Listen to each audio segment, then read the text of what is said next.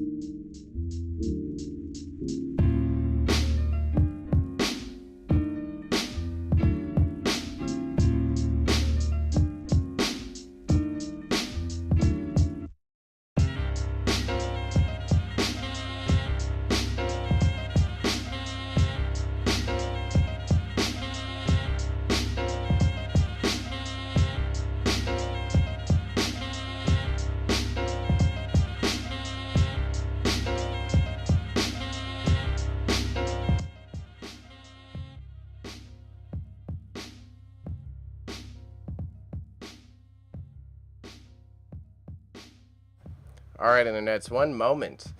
Just about to come in. We're going to finish up the last of the tech difficulties live, since I've delayed so much. Always gotta love. Nothing works perfectly, ever. But that's okay, that's life. That's totally life. And it looks like my mic's blown out. Let's turn y'all down a little bit. Oh yeah, that's a high microphone. There we go. Check. Cool. All right, I'll put it on the main scene and we'll do the sharing, okay? So here, internets.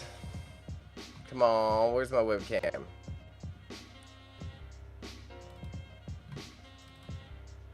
Let me say hi to the folks. Where are we at?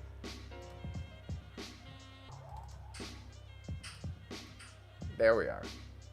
We're hidden behind the product items. Let me just double check the eBay focus for later so that that's set up. Yeah, okay. I fixed our problem there. All right. We'll do a little bit of adjusting. Gotta love it though. So, as always, if it's your first time tuning in, the big thing is like, I'm gonna start here chill, calm, but when we're going, I'm gonna be full announcer mode. We're gonna be standing up. We're gonna be ecstatic. Okay, it's the best way to keep me entertained as well as make this way more engaging. But taking a week. I've taken pretty much a month off of live streaming and content creation because I had to focus on the logistics to like survive in our capitalist society, which was a bit of a bummer. It really did remind me of how much I enjoy doing this. It's like a fickle beast. Sometimes you're like, oh, I'm so drained. I don't want to just like talk into the ether that is my computer while staring at myself and feeling narcissistic. But at the same time, it's like, okay, you know what? My real passion behind this is the fortunate opportunity I have to like share knowledge with folks, as well as provide a valuable entertainment experience for a type of like content and hobby when we're talking about auctions and participating in online auctions that literally doesn't exist. Like, the only way that you can have company while participating in an auction is going live in person to hear some old dude just like rabble at 150 words a minute, and you don't even understand what he's saying normally. So it is like both fun and enjoyable for me. Either way, I'm glad to be back at it. I think the last one I did was my own auction close. And if you've seen these in the past, if it's your first time tuning into this YouTube video or one of the live streams, whether you're watching the VOD or you're watching the future thing, my name's Bailey. I operate an eBay store called Grandma's Dead Stock, which does ship internationally. And alongside my business partner, Patty, that is P-A-D-D-Y, counter to what the IG autocorrects is, we operate an auction house of our own. So we are Max Sold partners, and we offer local auctions within Toronto, and we're hoping to expand this business in the future. What we do for our content is live stream these auction closes. And our lovely friends at Acorn Auctions Hamilton, they have their own high bid software. They already have their own auction house, and they have a very keen, detailed eye for picking out the finer things. Versus I walk in, I clear out an entire home, then I find the good stuff. Acorn Auctions, they get the keynote stuff from the get-go, and it's always a great learning experience for me, and something that I hope I can provide to the community that watches this, whether it be long in the future or just participating along, because as we're digging through the auction and all the items that are available, there's always fun facts. I ramble. We're getting back to it. It's like training wheels, right? Training wheels. We're gonna take a tumble or two, but we're gonna get there. So what we typically do is I hang out here, talk about myself for a second. We got about like 5 minutes of that. I go through then to review the auction as it is before the soft close, so that we can see which items have the most interest prior to the actual closing process. As someone who runs my own auction house and does reselling, I do find that to be most valuable, and I think it is also intriguing for the viewers to understand which of these very unique and rare antiques have value outside of just like their immediate monetary pricing. In my terms, I would say the comps, outside of the comps of the items, which is like the comparables. When I'm pricing out something, I go check it on eBay, I check it on Etsy, I check it on Prospmark. You know, you use your resources available to understand what it is worth at a retail environment. But I think the auction house style is most intriguing because, oh my gosh, it's very indicative of the open market, right? It gives both me, the seller, and you, the buyer, the opportunity to understand what has the most desire and competition. Because it's one thing for someone to be willing to spend, say whatever, $140 on an item, but are you willing to fight for that $140? Are you willing to like go back and forth to try to get a good deal on it because it's that much within your wheelhouse or your hobby or your interest? In my mind, I think those analytics are incredibly more engaging for both sides of the buyer-seller transaction, because you're able to understand more about our fellow humans around us, as well as the market itself, right? So, selfish ramblings done. If you look at the pinned comment in the chat, we do have the link to this auction available. So you can click the high bid auction and you can register to bid. And I always want to remind you that Acorn Auctions Hamilton does shipping across the US of A and Canada. We are Canada based, of course, because they're based out of Hamilton, Ontario. but that means almost everything you can buy. I'm pretty sure this one, it's all manageably shippable items.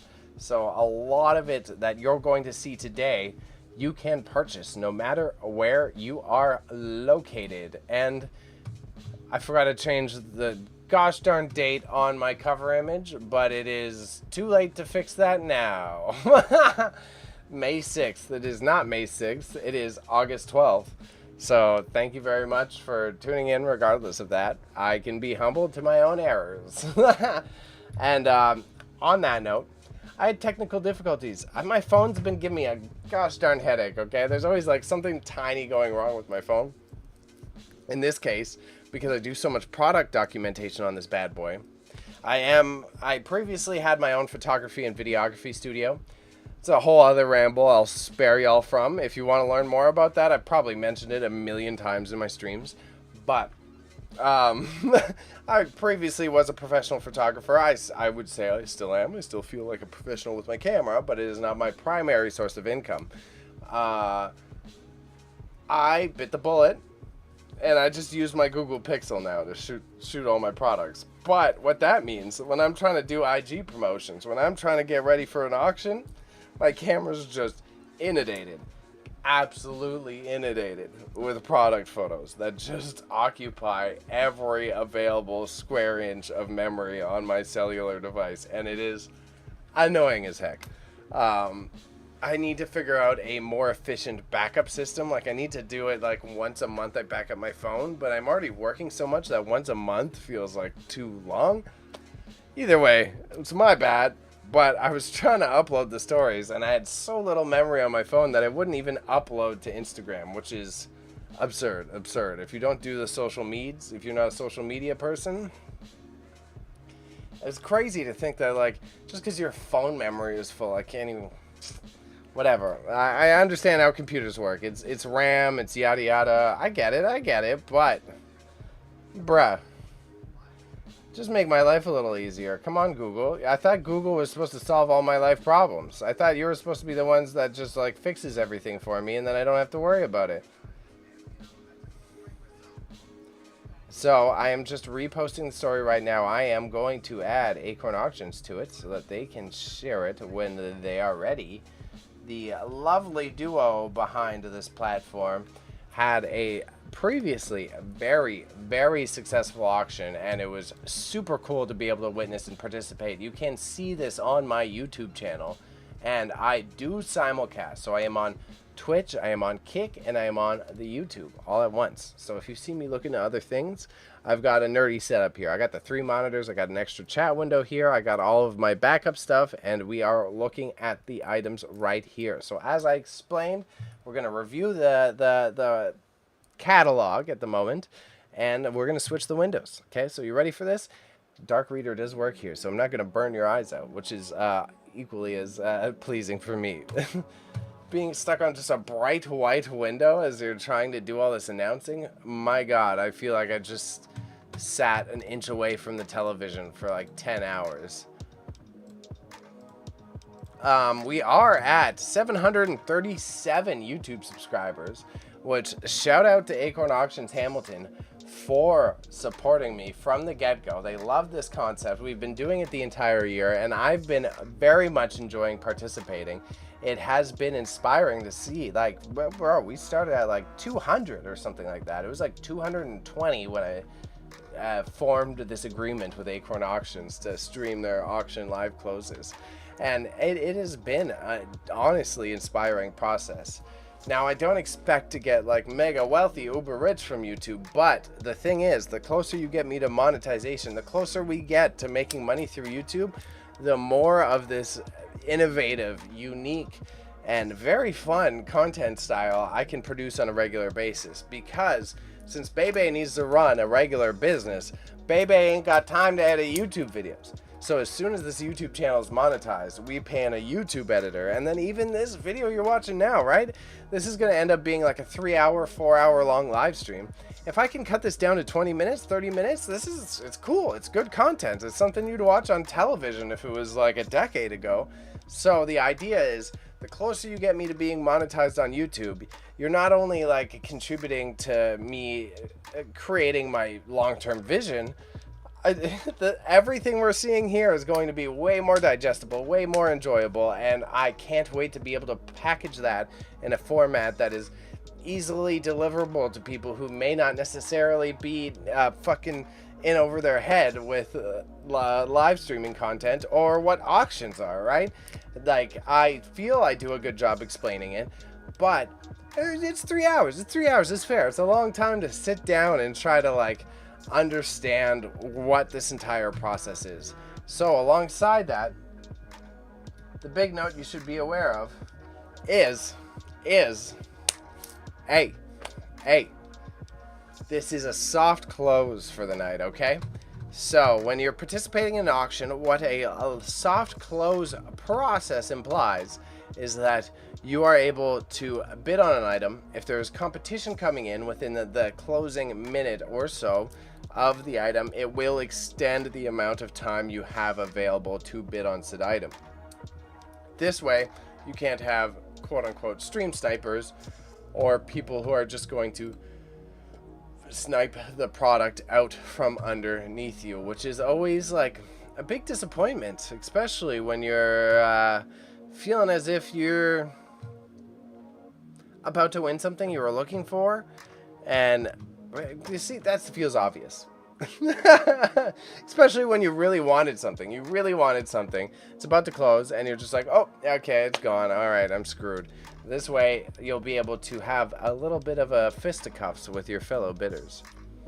This glass cube, I'm curious to see. The one that they use as the cover image right here, I'm curious to see how much it goes for. It does seem very unique. Definitely seems like it took a lot of craftsmanship. So right now, you think I'm talking fast. Wait till we get to the auction close process, because that is where I put on my full auctioneer voice. I'm curious why one of the items says 4 hours to close. Let's do time remaining.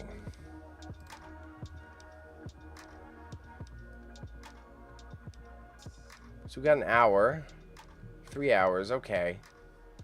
It's got to be tweaking it based on, because they have the higher lot numbers. So 3 hours to close. It's going to be a 2-hour closing process.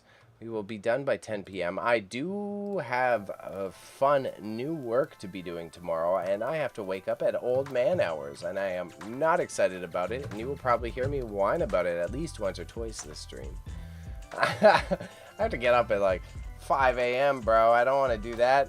I don't mind it. I'm a hard-working boy. I'll get up when you need me to get up. You want, yes, boss, you want to give me some dollaroos, but ho, ho, ho, ho.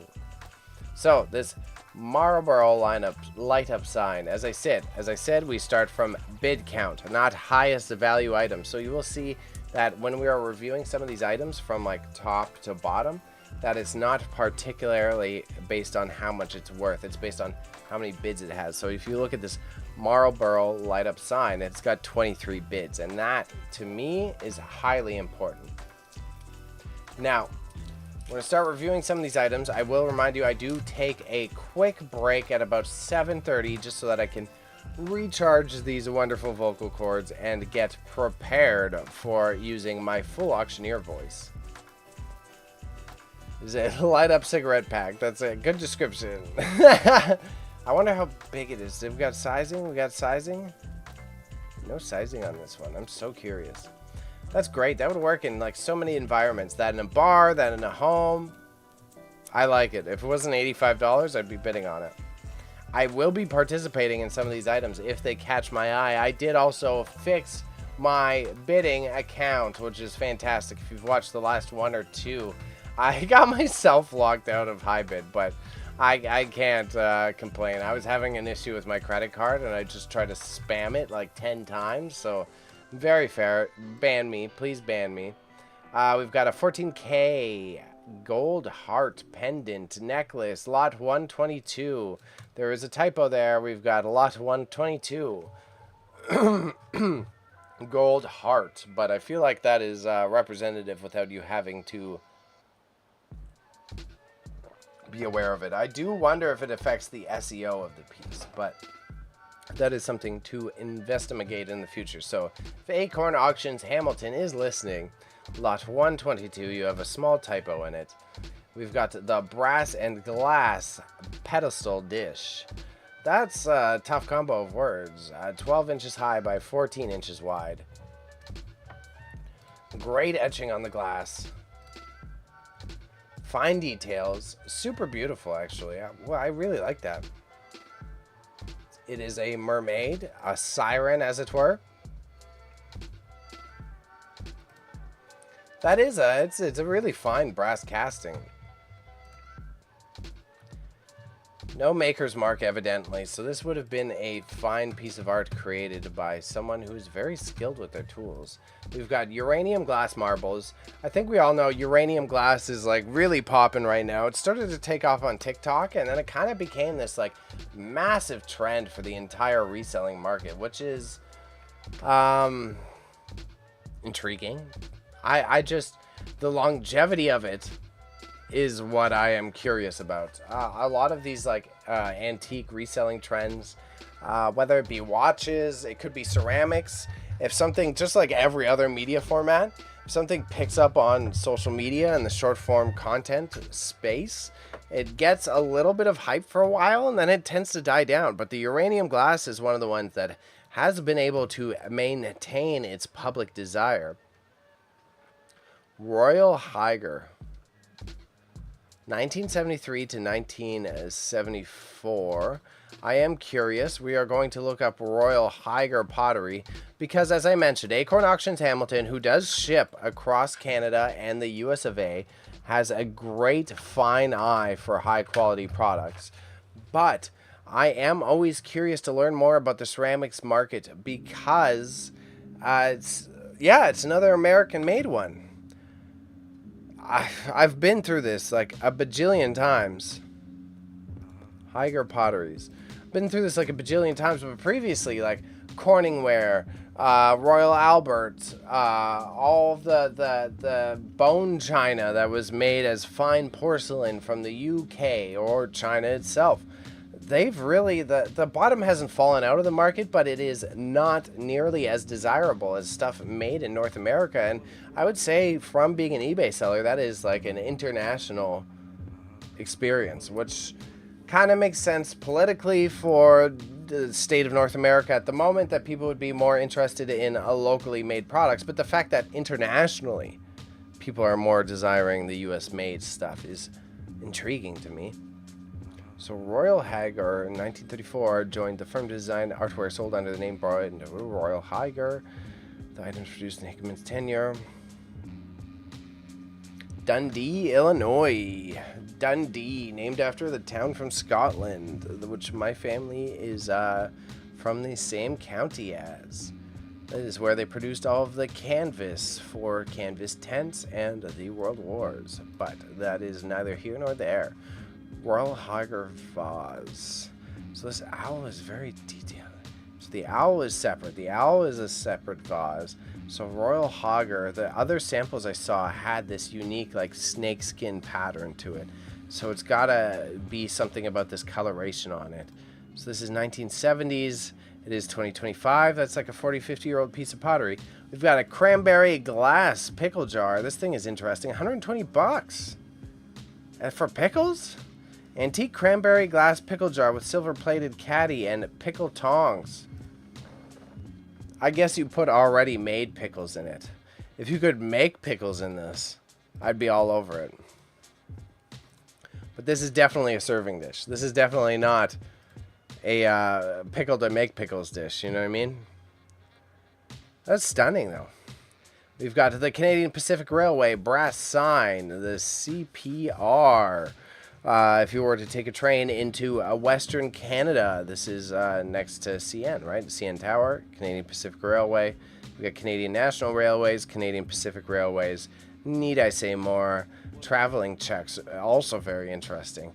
Brass wicket sign, interesting piece of Canadian history. Oh, and it's stand-up too. Oh, wow. 55 bucks. Easy shipping product. Aubergine glass plate lot. These are, wow. 11 inches, 6 inches. These are beautiful.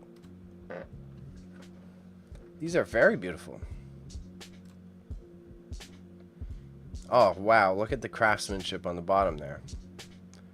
No wonder. That attention makes sense.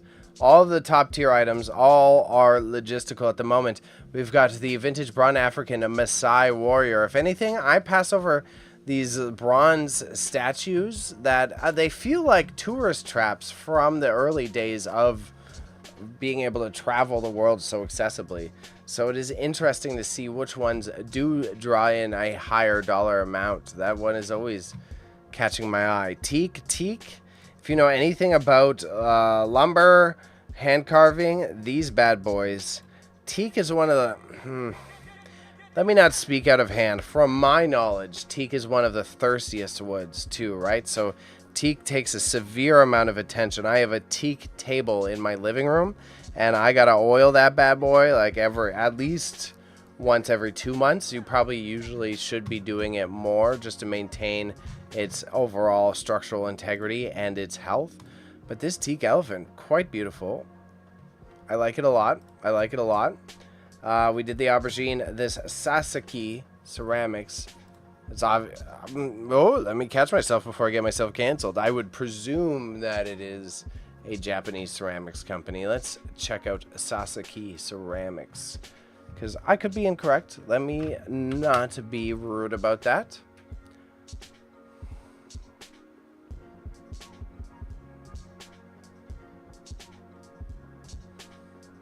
It is a ceramic artist. Moved from Japan. Okay, so I am not incorrect, but I am biased to say it is made in Japan. Rosenfield collection. Okay, super interesting. So he does these alien style. That's beautiful, man. If I actually used vases, the Acorn Auctions Hamilton always has the most stunning vases available. We've got the Gobel West German naked female figure. Is this porcelain or ceramic?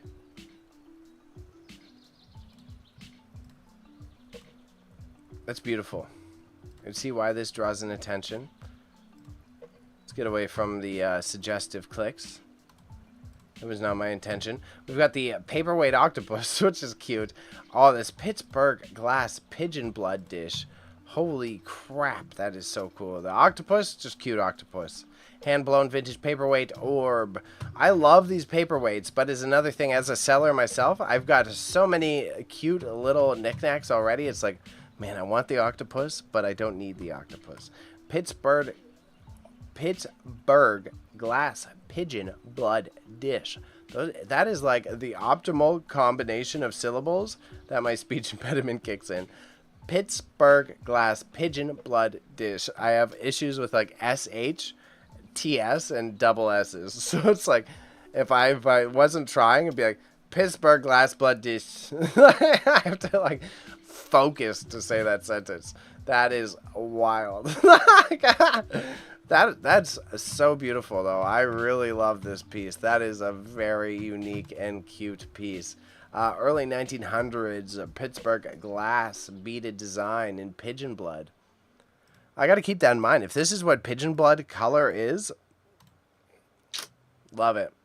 But just another issue. I love it. I love this.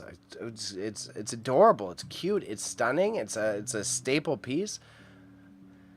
I got nowhere to use it. I got so many things. I got so many knickknacks everywhere. That's ceramic vintage ords. Ords. Oh no, I'm gonna get ticky. Ords. I think they're meant to be orbs. Let me double check. Is ords a word? I feel like ords is a word. Is ords a word? No, it's not. It's meant to be orbs.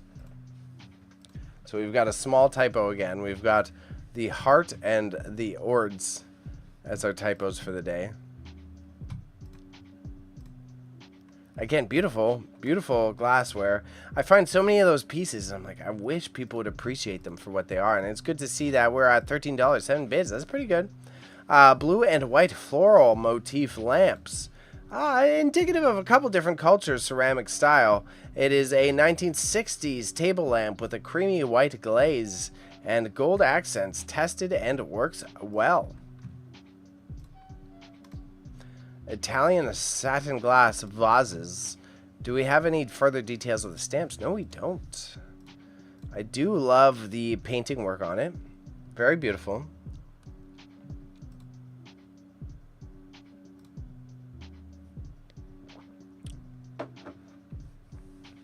So light damage on the bottom. $15 I would say is appropriate. That should hit a $20 mark.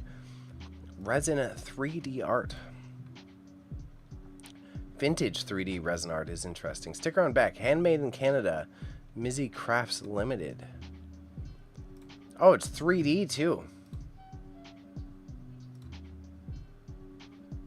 I don't know if it's just me, but I think the resolution quality on Hybrid is also going up.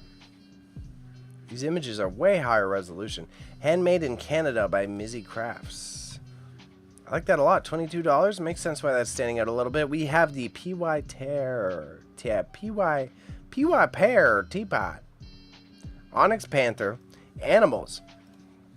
And Acorn Auctions. The aminals are always killing it. Oh, he's a little flat boy. Oh man, I love that.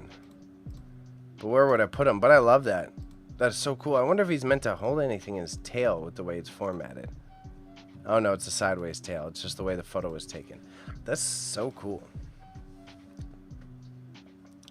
End of day check glass dish. What are we looking at with this? It is a end of day glass pieces are common in the industry as a way to use small pieces from other projects throughout the day. So it is an amalgamation of art styles, and wow, look at that depth of color. $13. That's beautiful. Beautiful. I really like that one. The blending of the oranges and the reds and the browns, stunning. Absolutely stunning. Blue Victorian glass dishes at $17. We've got the Newlin Arts and Crafts tray. Polychrome carved spirit animal. Kind of looks kitty-ish. It is kitty. Love them. I've sold so many of these kitties, and I think I've 100% blown it as a professional reseller because I was not aware that they were so valuable. So this one is handmade by someone and hand painted by Fabian.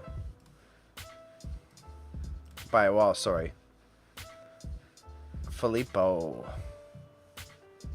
I like that one a lot.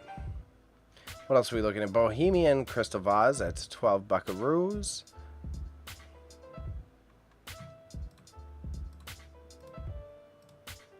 Classic Bohemian style. Yeah.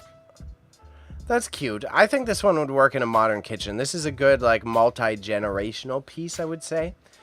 Like, just with the art style of the flowers and how it's presented in this, like, tall, elongated format. You can see that working for set deck, a modern kitchen, or used in a retro home, depending on, like, whatever environment you're trying to dress up. I do actually quite like that. Same thing, I got no flowies though. I got no flowers. So we've got the genuine pearl bracelet at 12 buckaroos. We've got the early McKee glass vases at 20 bucks. 5 bids. So both these items, you see the competition, right? All these items in this row, 5 bids, but we've got one at 12, one at 20, one at 9, and one at 12 again. And that is what intrigues me about the dollar amount. We'll take a quick look at what genuine pearls look like, and then I want to see the Royal Crownford ironware jug, because that ironware, those type of ceramics, are exactly what I was commenting about earlier. It is intriguing to see such a heavy market shift. So the pearls tend to look, I want to say, more organic in color. Like, I'm being a bit too much of a nerd. As I said, I was a professional photographer. I do a lot of photo and video editing. Like, the way that the color spreads on a real organic pearl. Like, so car paint that is pearlescent, right? Car paint that is pearlescent almost has like a manufactured sheen to it. Real pearls.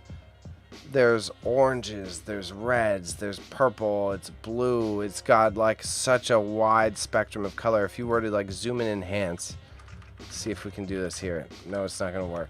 I'm going to reset that. Can we do it from here? Can I zoom in on the Maxhold app? if you like look from that sheen coming out, there's such a wide spectrum of colors that come out of a genuine pearl. That is always engagingly interesting. So it's for 12 bucks. We've got the Royal Crownford Ironware Jug. I have one of these at my grandmama's. It is a falconware wheat pattern jug. So these are, if I'm correct, this is like a wash basin jug. This is not like a pitcher. This is like a jug you would use at your house to carry water, whether it be for plants or to put in a wash basin to use as a more common element in the household versus more of the finer ceramic approaches that can also happen sometimes. Well, of course, happen. It could be used. Of course, it could happen. It has happened. It exists right in front of us. McKee uranium dish. McKee is another US of A producer, and if you are uneducated, a lot of the uranium available to us in the modern world comes from Canada, as well as there's a few uranium mines in the US of A, but a lot of this antique uranium did get mined out of Canada, particularly in Alberta. This was previous to, it is not a ban, it is just not as common to put it in because it does seep a very minute amount of radiation. So after the big bad scare, they kind of switched it up so that they don't put as much radiated things in your household, which is reasonable. But history lesson done. PY Japan salt and pepper shakers, a full watermelon, a cut watermelon. There's something macabre about this one. Vintage anthropomorphic. Just the fact that the one that's cut up is happy and the one that isn't is sad. And where's the shaker on the sad one? Where's the holes on the sad one? It's got to be on top as well. Oh, it's right on his forehead. So the sad one, you shake his forehead. And the cut up one, you shake it from the tippy top. That's, I don't know. That's something. Whoever molded these has a dark sense of humor. That's weird. I don't know. I love them. They're adorable. I'm in love with these. But oh my gosh, those are funky. Zap Boom Pow vintage comic glasses. Evident. Yeah, orchestra megaphone. Oh, that's got to be worth way more than $16. Eddie Wittgenstein's orchestra. Oh, and it's a classic megaphone. This is like the cartoon, like hold it to your mouth and make a megaphone. So Yale Orchestra is hosted by, how do we know it's Eddie Wittgenstein's orchestra? Let's enlarge this image. New Maven Corn. Sponsored. I wonder if anyone is in the chat that can enlighten. I'm curious what makes it a Yale megaphone. That was a little cringe. We're going to stop that bit. West German Drip Glaze Pitcher. These guys I love. Man, I love that. I like that a lot. With the little hash mark. Oof. Talk about pretty. Sometimes I wish, like modern applications, like pitchers were one of the most useful tools to have in your house previously, and now pitchers have like 3 uses in the modern era. I'm like, I love it. I would want to be in the 1940s and just have like all of the coolest pitchers in my house. And now you're just like, I could water my plants with it. I could put some juice in it in the fridge.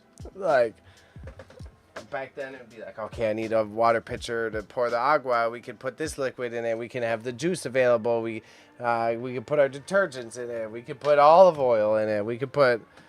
And now you're just like, I don't know. World War II letter envelopes. Very cool. Antiquarian etching. Okay, so Acorn Auctions Hamilton, which does offer shipping across US of A and Canada, has a great eye for art pieces. So this is the Great Temple at Karnak. Wow. I was just learning about Karnak. Now, I don't have these fun facts memorized. I know I have a lot of fun facts memorized often. But Hall of Columns, Obelisk of Thorns. Karnak is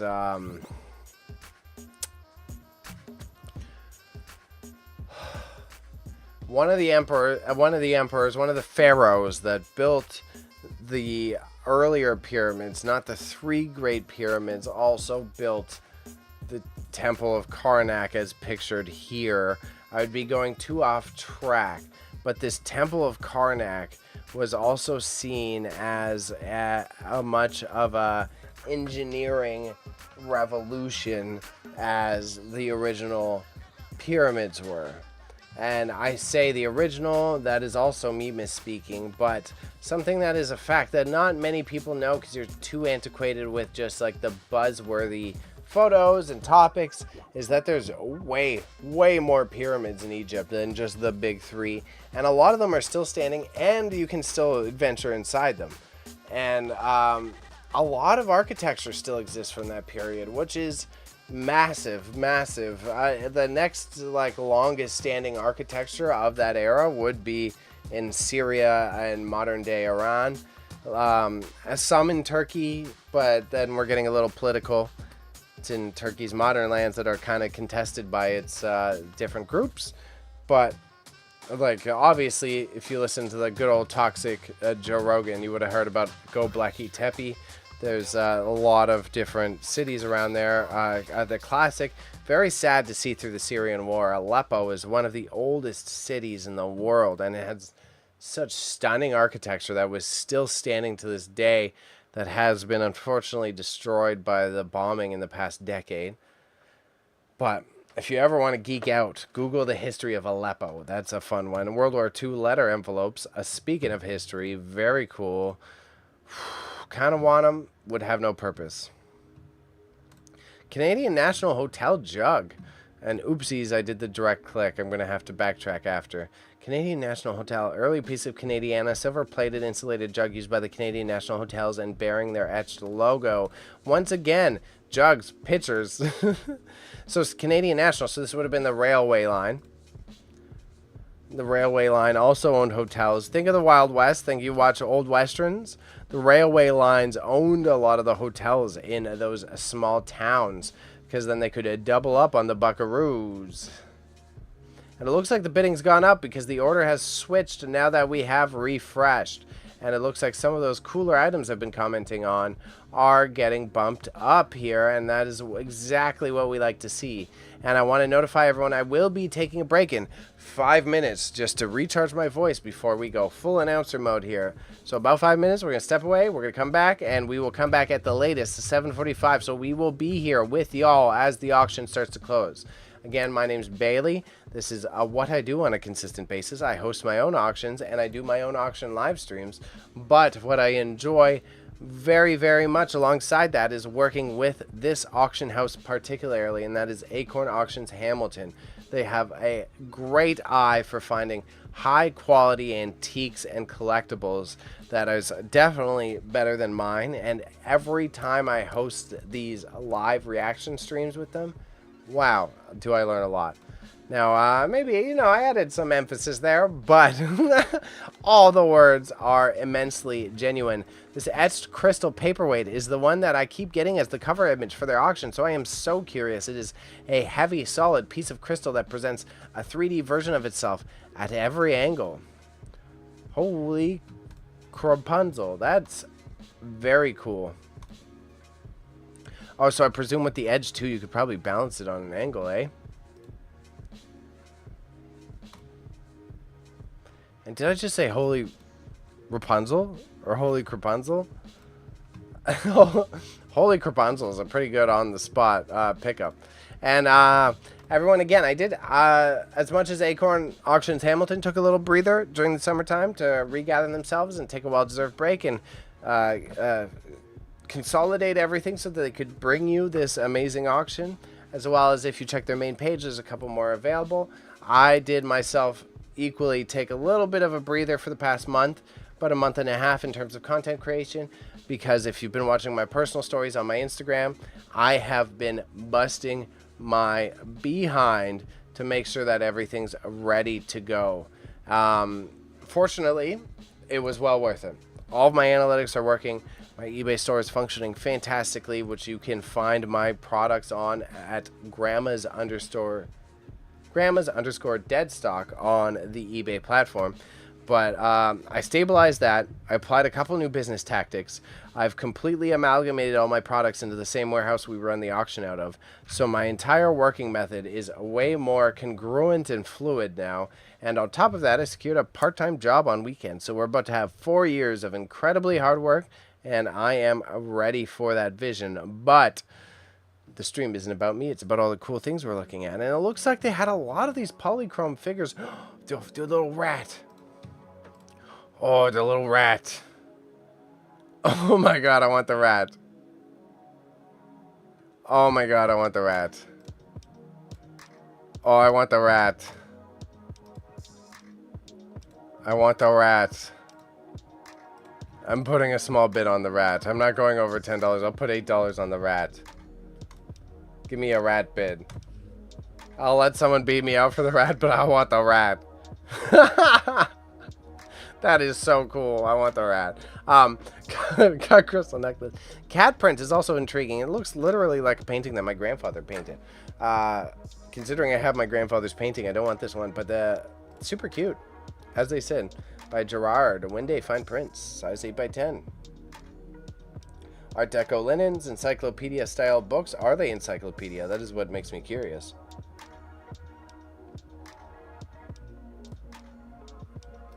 What does it say? Nature and outdoor life. So yeah, they're kind of university society. So they are encyclopedias. What's the age?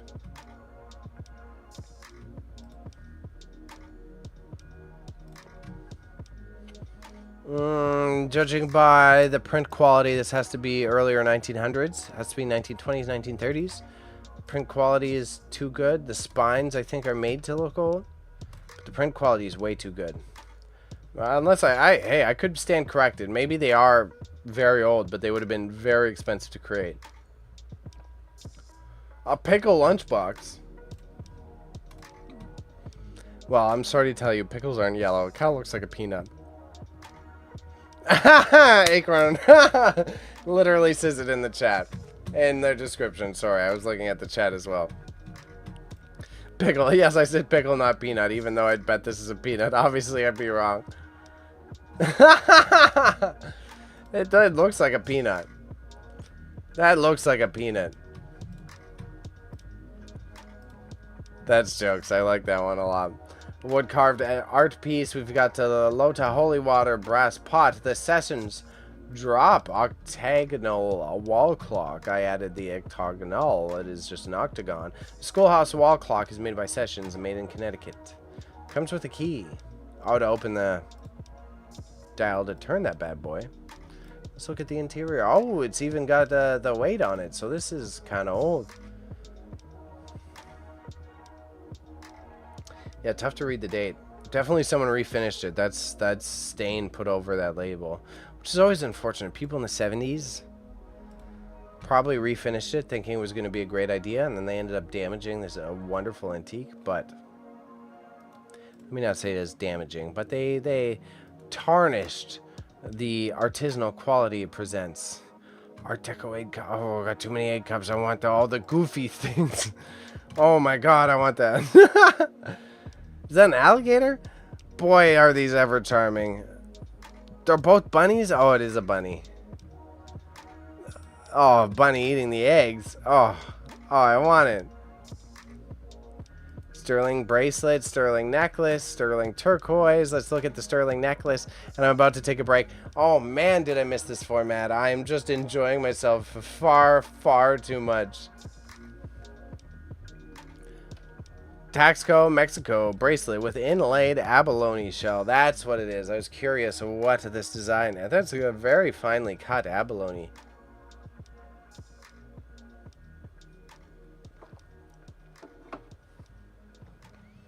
California pottery fish platter. Onyx champagne stone cups. What the bloody heck? Wow.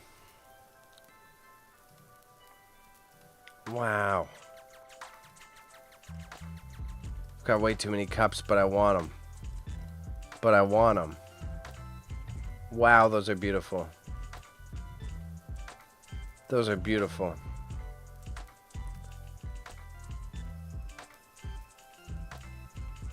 Wow, those are beautiful. Oh man, those stone cups, I like them. I like them. I gotta temper myself. We're getting the auction addiction kicking in. Drip glaze. Oh, these drip glaze jugs used to do great for Acorn. It's interesting to see those go down. And these are knockoff Fiesta then with the color. Folk art mirror. We're going to do a quick scroll here just to see if anything kooky catches my personal interest eye. And then we are going to take our quick break before I come back for the announcement period. You think I've been talking fast now? I'll be talking even faster. We're looking at lot 190 bark cloth curtain panels. No photos for Acorn Auctions. No photos on the lot number 190, the bark cloth curtain panels. Designer watch lot. I have been falling in love with a watch Jones, Guess, Jordache. Okay, they're good. I've been going for more specific niches, but those are very good. You can definitely $5. That's quadruple the value, easily. $5 quadruple the value is only $20. So let's quintuple it. Quintuple it. It's at least $40. The wood giraffe. The animals have always killed it for Acorn Auctions. I'm so disappointed to see the lesser amount of animal competition. So much less animal competition than normal here. Brass and enamel lamp. Autobahn. See, the Autobahns are sick. I don't know why no one loves the Autobahns. I love the Autobahns. It's a great painting.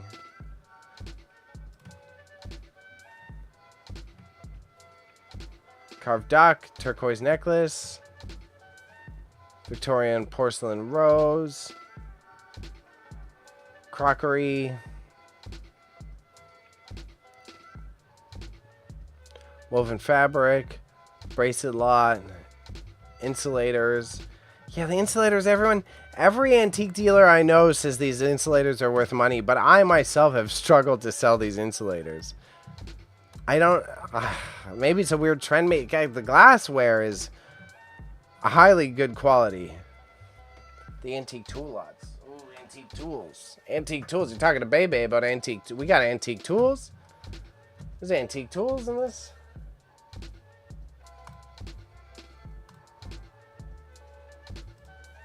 Oh, I gotta be careful around these. I love my antique tools. That's my weird hot. I complain about my business partner not being the cleanest. Oh, I've got a bucket full of rusty tools in our warehouse, bud. I'm just waiting to be polished. That's like my guilty pleasure hobby. I love fixing up old tools. I don't know what it is. I think it's like the double entendre of the hobby of like making old things useful that were useful. Like, I don't know if it's like a poetic thing in my head or if I just like scrubbing the rust off. I don't know what it is, but like fixing up old rusty tools, I'm like, yes, that's my creative crafty jam. But we're taking a breather. We're having a quick sec. It is a little bit later than I wanted, so we will be back for 7:50 at the latest. 10 minutes maximum. We do a washroom break. I chug a bunch of water. I'll probably do the emergency lozenge as previous before because it has been a month off, as I said. So if you want, you can still participate in this auction. It is at the top of any of the chats you are viewing right now, which is on Twitch, Kick, and the YouTubes. Again, I want to remind everyone I did take a little bit of a breather for about a month. And that was to make sure I am situated in a professional capacity. So it might be a little bit slower in the chat today. We'll see, because I know Acorn Auctions Hamilton does share this link with their entire mailing list. And I am very appreciative of that. And I think it does a lot to bring new folks in here. But if it's a little bit slower than normal, don't be afraid to say hi. You see something you're stoked about? Let me know, because I'll get equally as excited as you are. And I want to say thank you to my chat bot for adding the the stream link once again. and I am very excited to see how this will end up. But I will be back in just a few minutes, okay? We're going to put you on the BRB screen. We're going to pump some music. And stick around. Stick around because the excitement's about to begin.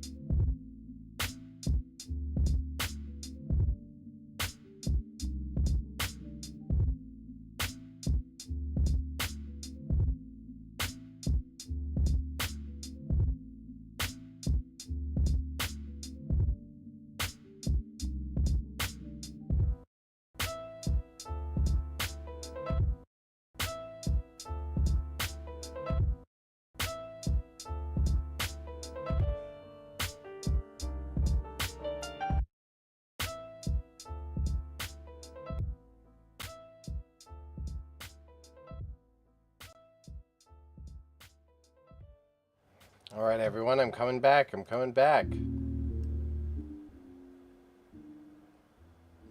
Just about go time. Just about go time. Main scene, we're here.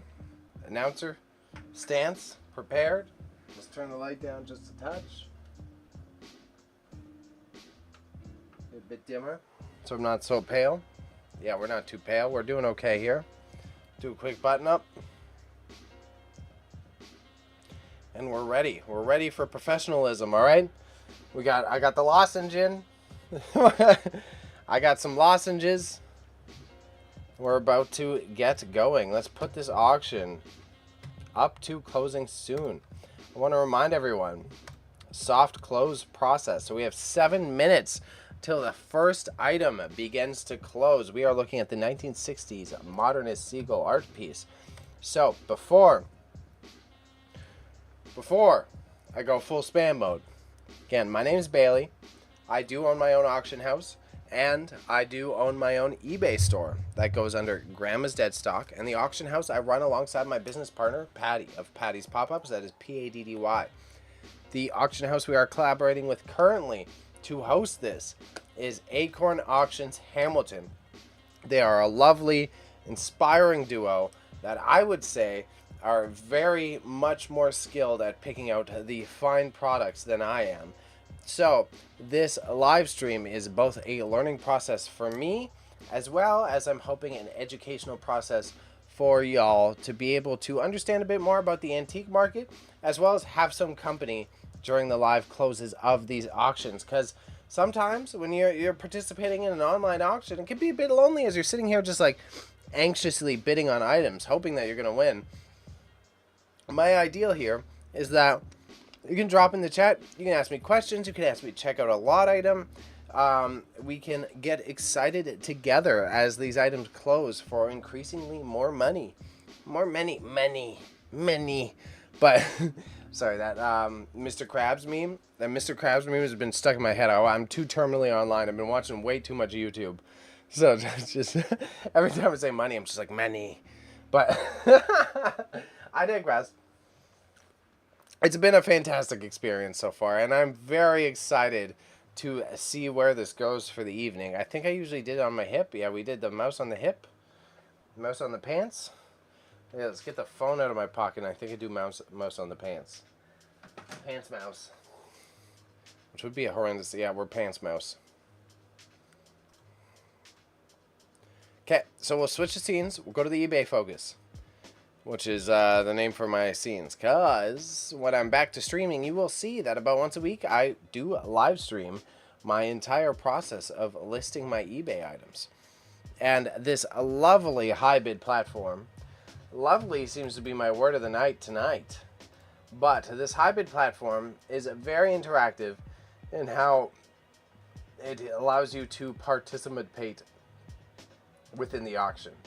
So not only does it give you audible noises like a ding every time an item's bid on and it's getting pushed further along, you will see that the soft close process creates the item to flash. So if there's something that you desire and you want to pop in on it, you will have the opportunity to be able to battle for the piece as the night drags on, okay?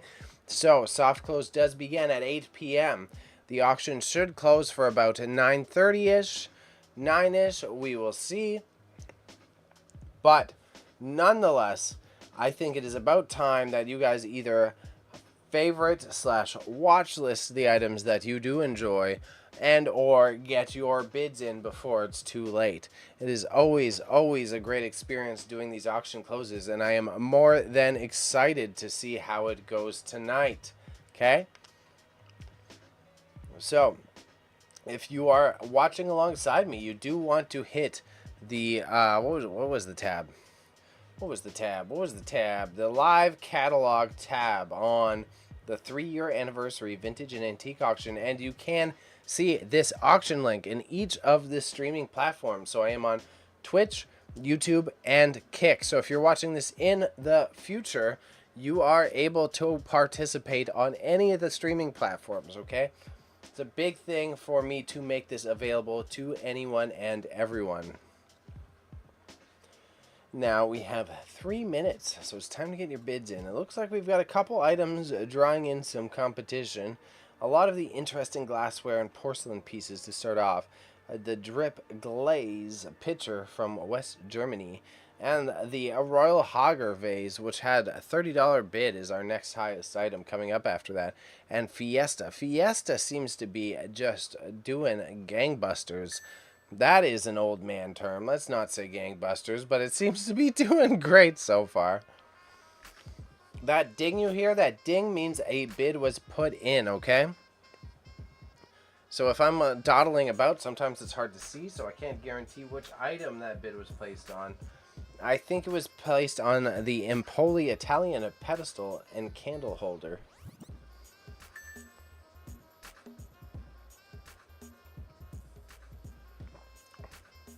Which is beautiful in its own right. I do like this quite a bit. I like the quote-unquote milk glass finish on the candle holder. We have under 2 minutes till the auction closes, so it is now time to get your bids in if you want to participate. If you want to win some of these items, I want to remind you that Acorn Auctions Hamilton does ship all over Canada and the US of A. So now is your time, okay? The bids are rolling in. We've got a kiwi-looking ass plate. I do like it a lot, though. Cute bowl, cute plate. Great all around. $6, very fair. I hope I win my rat. I want to win my rat. We're in on the rat. Oh, the Sasaki ceramics hound.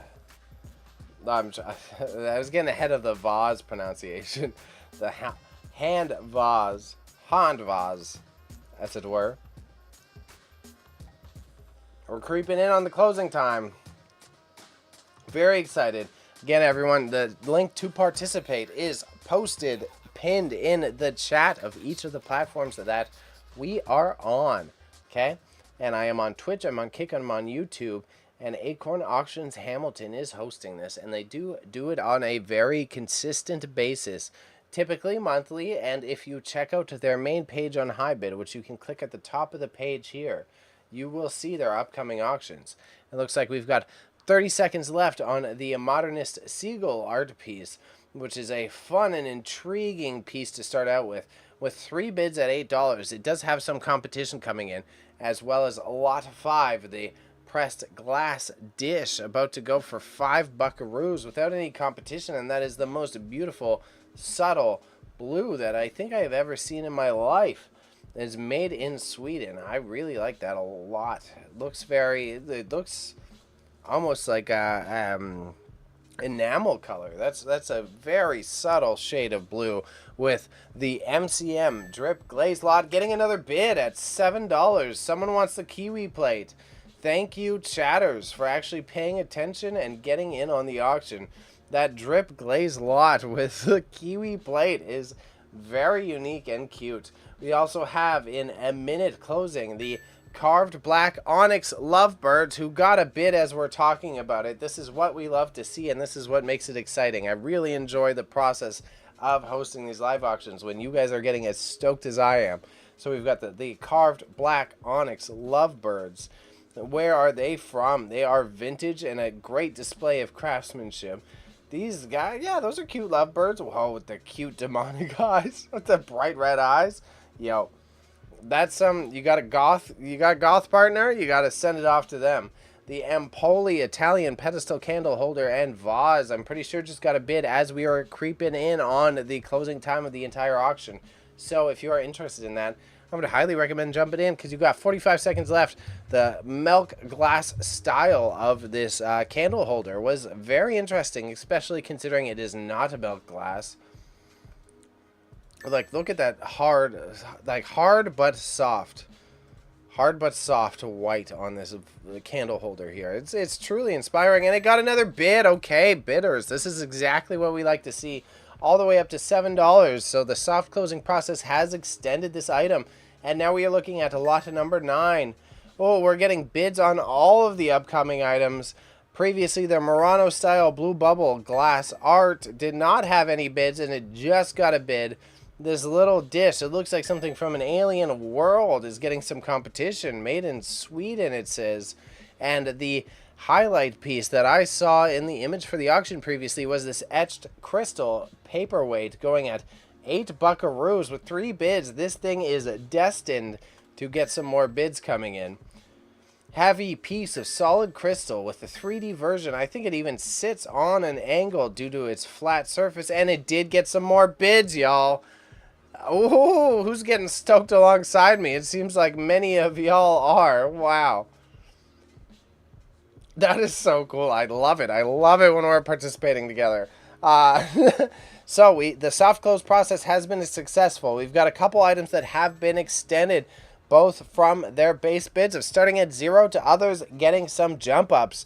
So one of the ones that we first commented on that did not have a lot of competition was this MCM drip glaze lot with the kiwi plate going for $7 with 3 bids and a minute left. It is about to close at $7. All you got to do is pump one more in at $8. It will extend the bidding process. Wow. Okay, it's getting close. We do have way more bids on the Empoli Italian pedestal candle that I showed off earlier, and the lovebirds are also about to hit under a minute. We've got the rare Carlton Ware orange luster bowl, which was bid up to 10 buckaroos with a nice pearlescent finish on the interior. The intensity of this luster is only really captured in real life, as the description says. A stunning piece, unique piece, with a minute and a half closing in, and it looks like those two lot 6 and lot 7, the onyx bird and the MCM drip glass vase, is about to close. And it seems like some of the further down items are getting some more bids because we have a lot of extensions going on here. So the kiwi plate is gone, and unless I hear a ding, we're not checking for the lovebirds. And that was a little cringy and jokey. Oh, the lovebirds got a bid? Oh, no lovebird bids. It looks like we have some extensions going on the Bohemian crystal vase at $18 with 4 minutes left. That guy was about to close. And the Sasaki ceramics, this alien looking vase that was catching my eye at the beginning, seems to be desiring a little bit more competition. But with under 2 minutes left, a minute and a half, this bad boy has space to be fought for. So if you want it, now's the time to get in on it. And it seems like those lovebirds did close at a decent price, and we hear more bids rolling in every second that you hear those dings going off, okay? that dinging noise is more people participating. And I want to remind you, we do simulcast. We're on Twitch, we're on Kick, we're on YouTube. If you've got any questions about any of these items, you're interested, you're involved in the competition, don't be afraid to brag about how much you want this piece, all right? So the Murano style blue bubble art glass about to go for 5 buckaroos in under a minute. And it seems like we've got more competition rolling in. Our next closest item to closing is both the chalet style hand bowl glass dish as well as the Goebel West German naked female figure. Love the vibe of this auction. It really came together nicely, says Acorn Auctions Hamilton. And I do agree. I think they did a great job at tying together these ceramic pieces that are all ceramic pieces. I'm over exaggerating. Ceramic, glassware, porcelain, all of the artistic stuff that I'm bad at identifying pretty much. I think you did a lovely job at selecting, and I think they really themed together well. Basically, humbly, all the stuff that I'm bad at identifying, I think you've done a great job with, and I'm excited to see the competition kicking up. And it looks like this etched glass paperweight, this crystal paperweight, this is something like out of a dream. This, you could find this on a desk in a sci-fi TV show, you know what I mean? This is like Star Trek all day on Captain Picard's desk. With $9 about to close. No more bids on it. Okay, all right. I won't judge you. I'm just going to be sad for you if you don't win it. And again, thank you everyone to Acorn Auctions Hamilton for hosting this auction. They do ship to the US of A and Canada. If you want to participate, the link is still available in the top chat of all of the platforms that we're on, which is YouTube, Twitch, and Kick. I'm doing this hand motion too much today. I got to figure out something more drastic. And it looks like we got a bid rolling in on lot 12, the mixed glass art lot, which I jumbled up the words a bit for. But it is good to see some more competition rolling in. That pink is truly, it's a beautiful frosted pink. A smoke glass ashtray slash trinket dish. It is kind of a cool ashtray. That's an ashtray? I guess I never saw those lips as an ashtray. That's a... wow. No matter what type of things you smoke, that is stunning. It's a good gift. It's a good household piece. Good to see that it's getting more bids. And it looks like, oh, even the Empoli glass lot number 13 is getting some more competition going on. The one that did slow down that I'm surprised at is the Bohemian Crystal Vase with $19 and under a minute left. And it looks like we're at $8 and $11 on this West German drip glass. Too many glass. West German drip glaze pitcher. What's this pitcher? Oh my god. If I had a use for it, I want it. I want that pitcher. So if you're not going to take it, I'm going to be sad for you. I just got to make sure that it's not an emergency. We are good. $11 for that West German drip glaze pitcher. If you went to a fancy antique store, they're going to upcharge you like a madman for that bad boy. And it looks like we've got a lot of items closing. We've got a little bit more competition going on at the start. We've got the Sasaki Ceramics handcrafted vase about to close at $18 with 30 seconds left. And we have 30 seconds left as well on the Royal Hager vase and Owl vase. Okay, I thought I mixed up the vases there. We got 20 seconds. Oh, a minute left. So we might have had a little bit more competition extended. This piece was one of the more desirable ones at the beginning. This $30 piece with 15 seconds, and I was incorrect. I just read one of the other times. There's 10 seconds left on this beautiful Royal Hager vase, and it looks like the Sasaki's about to close at the similar time. We've got the teak sculpture with a minute left on it at $6 Canadian, and the Pool England teal vintage vase. Vintage, that's a new word for me. That's one I don't know. It's got to be vintage. Has to be vintage. And we've got the MCM drip glaze jug lot for $5 again. Oh man. If only I needed more jugs, because these are the cutest. They're the best selection of jugs. Oh my god, these things are stunning.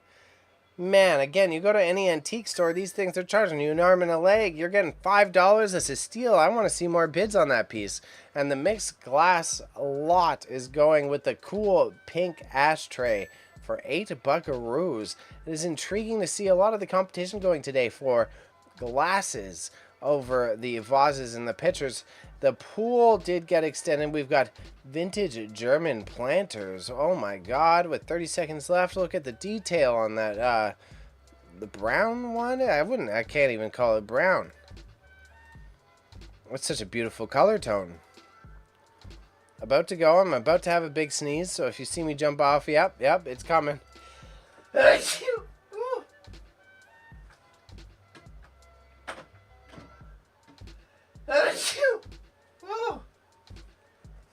Sorry, y'all. Fall's here, I guess. Fall's here, I guess. Good thing I'm not an actual live auctioneer. Imagine if I was a proper live auctioneer and you're just like, how many? That would be a mess. So, we've got a little bit more competition. Let me get gathered after sneezing all of my nose out. We have the XL West German floor vase about to close. 10 seconds. That thing is a beautiful piece for such a low price. It's good to see that the Empoli Italian pedestal actually did get bid up. That is lot number 8, because that bad boy didn't have a lot of competition in the beginning. And we've got the abstract fish vase, and animals seem to absolutely destroy the competition here for Acorn Auctions. It is very cute to see how consistent it is. Oh, there's this little fishy eye. Oh, I like the fish vase. With 10 seconds left at $5, would you pay $5 for a fish? That fish vase is worth way more than $5.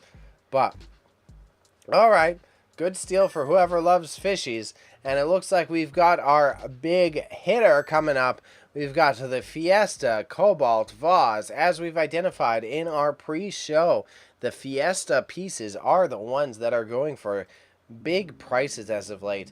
The desire of the international market has seemed to have shifted entirely to the U.S.-made ceramics market. And this Cobalt Vase, that's beautiful. It's beautiful. It's a stunning piece. Just like the other item I pointed out earlier, that's like, you could have that in like a retro TV show set, or you could have that in your modern kitchen that's just like all IKEA white, and it would stand out perfectly in like the most desirable and tasteful ways. The Weller mid-century vase. Weller is also so interesting. Excellent piece of history. Just like Fiesta, Weller got their clay from the Ohio River, which I did learn from hosting these auctions alongside Acorn Auctions Hamilton, who does ship across North America.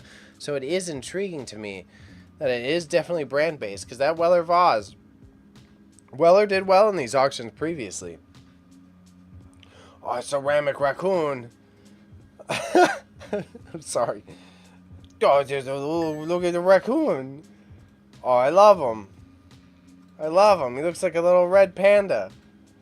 $10. How epic is this raccoon? Reminds me of a raccoon that just got a memorial plaque in Toronto. Oh, I love everything about him. Oh, he's so cute. He's such a cute little raccoon with a minute left. You want the cute little raccoon for $10? No one wants to actually bid that up. We've got the Empoli glass lot. Looks like we had an Empoli buyer jump into the auction at the last minute. And again, our big ticket item, the Fiesta Cobalt Vase, $90 with a minute and 40 seconds left. We're going to see where that heads up. We've got the Goebel glass squirrel. Let's take a look at this squirrel. It is so intriguing. Animals were like big hitters for Acorn Auctions previously, and the animals, it looks like y'all still want some animals, but they were getting a lot of competition previously. So where did the animal buyers go? That sounds inappropriate. We've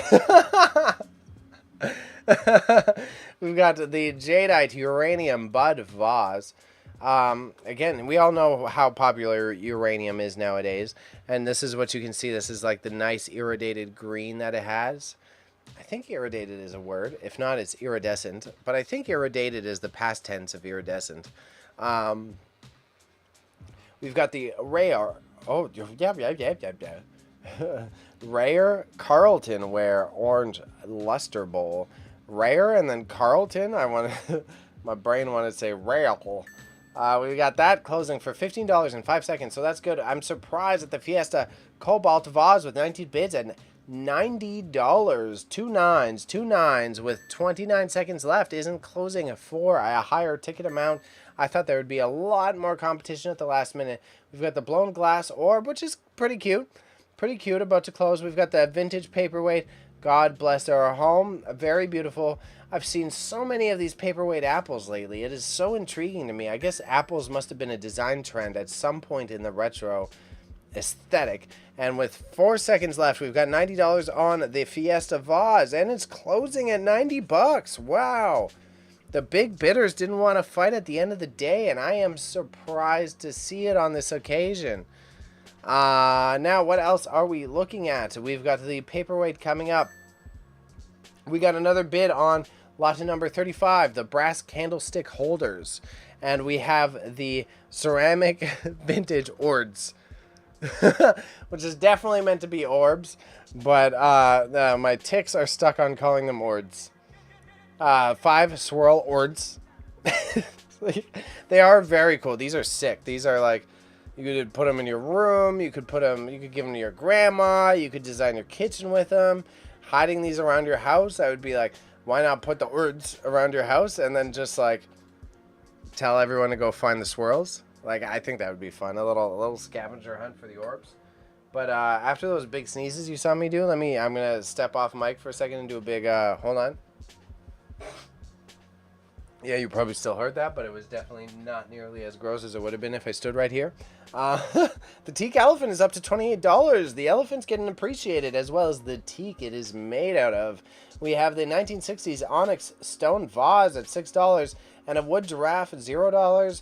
Onyx panther. The onyx panther is sick. If I had a place to put the onyx panther, I'd want this onyx panther, but I'm not. I build Gundams. I build toys. I can't put an Onyx Panther with all my toys that I build. I've still got to build a one-piece figure set, a model kit. I bought, like, gosh darn, half a year ago.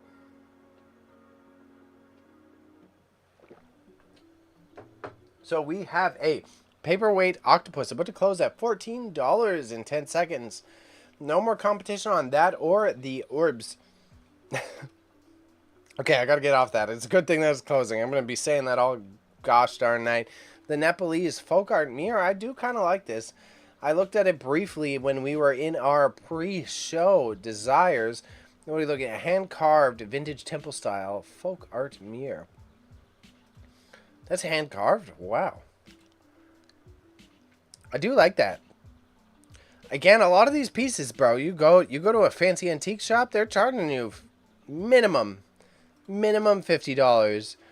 The right antique shop is going to charge you an arm and a leg for that bad boy. And it looks like the uranium bud vase at $28 is slowing down on its competition. It's got 45 seconds left now. And I really thought that guy would have more last minute bidders. But it is curious and intriguing to see that these brass candlestick holders have been gaining more competition as the night drags on. Various sizes. Good for any event, I guess. And design. I guess if you have the 5, you could like lay them out in a circle. That would be beautiful. What are we looking at now? We have the stone vase. I was just about to look at it and it got a bid. So it seems like someone else has got the eye that I have. 1960s. Oh my gosh. Like, same thing. Antique store, arm and a leg. This thing is beautiful. That would have been so hard to create. And imagine the selection process for these stones. Oh my god. That's a beautiful piece. That's a truly beautiful piece at $9. I'm glad to see it got another bid. The wood giraffe about to close. That's okay. It just doesn't seem to be an animal day. But I'm not going to judge y'all. It doesn't have to be an animal day every auction time with Acorn Auctions, Hamilton. The Byzantine Empire. Constantine. Stone tablet. Constantine here made the city of Constantinople, which is now modern-day Istanbul. He was the gentleman that split up the Roman Empire. So if you care about your Roman history, this Byzantine emperor, he was the one, he designated that Rome should be a Christian nation, and then thus he split up their entire empire. And now I'm giving too much of a history lesson. He is also the one who caused the Holy Crusades, which is a very sad piece of history nuggets. Let's steer away from my not fun facts. Now we're moving on to the brass accoutrements. With $11 and 2 minutes left, I'm very curious. I didn't get a good look at these ones before. Solid brass decor piece, commonly used as elaborate decor for antique trunks. Yeah, I like that. I could see that. Or put that over your door. Even with a modern key, I guess you could put your modern key inside that key slot and it would still look beautiful, even on like a flat white door front. Ooh, yeah, flat white door, just that. Flat white door, door handle, that on the key slot. Beautiful. Absolutely beautiful. Seems like the competition has slowed down for lot number 35, the brass candlestick holders, and that's okay. I'm not judging you. I'm not judging you. Just if you're going to put in 4 bids on it, you may as well put in more bids on it. Hindu god carvings. Let's look at these Hindu god carvings going for $0. And then we have the brass plenty. Oh, there's just certain things that catch me, eh? Brass printing block antique. Wow.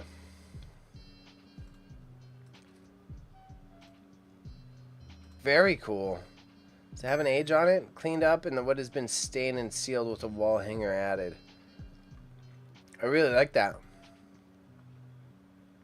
We're looking at the Hindu god carvings, Vishnu and Krishna. Those are beautiful. They're pretty. I like them. $0 though. Come on, y'all. Yeah, get it on some carvings that are yeah, more multicultural than just animals. It looks like, speaking of that, the Onyx Panther is about to close at $16 with 1 minute and 30 seconds left. Let's see if we got a little bit more competition going on for an Onyx Panther. And it looks like someone identified the unique craftsmanship of the onyx vase otherwise. Now, let's look at the carved wood plaque. Really, carved wood of... Yo. We don't got carving appreciators here tonight, eh? Leaves and plants. It's not my taste, but it's pretty. It's beautiful. I would have also put this in the auction expecting it to get attention, so I have no critiques. I think this is... I would have expected that to get some desirability from you, the buyer, who can still participate in this.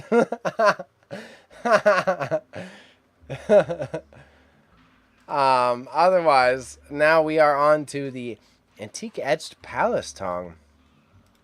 Another piece of antique history.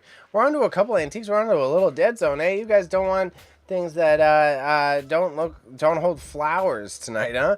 The Picard is a tongue with a scissor-like action. They're meant for holding hot utensils while cooking or stirring food. So this would have been previously to the modern era where you have like utensils with plastic handles, right? You'd have a hot metal spoon in a hot metal pot, and your hot metal spoon would inevitably get very hot.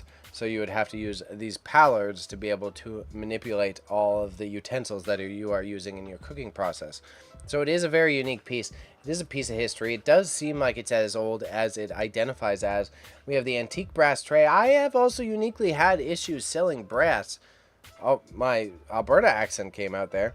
But yes, this guy, interesting design.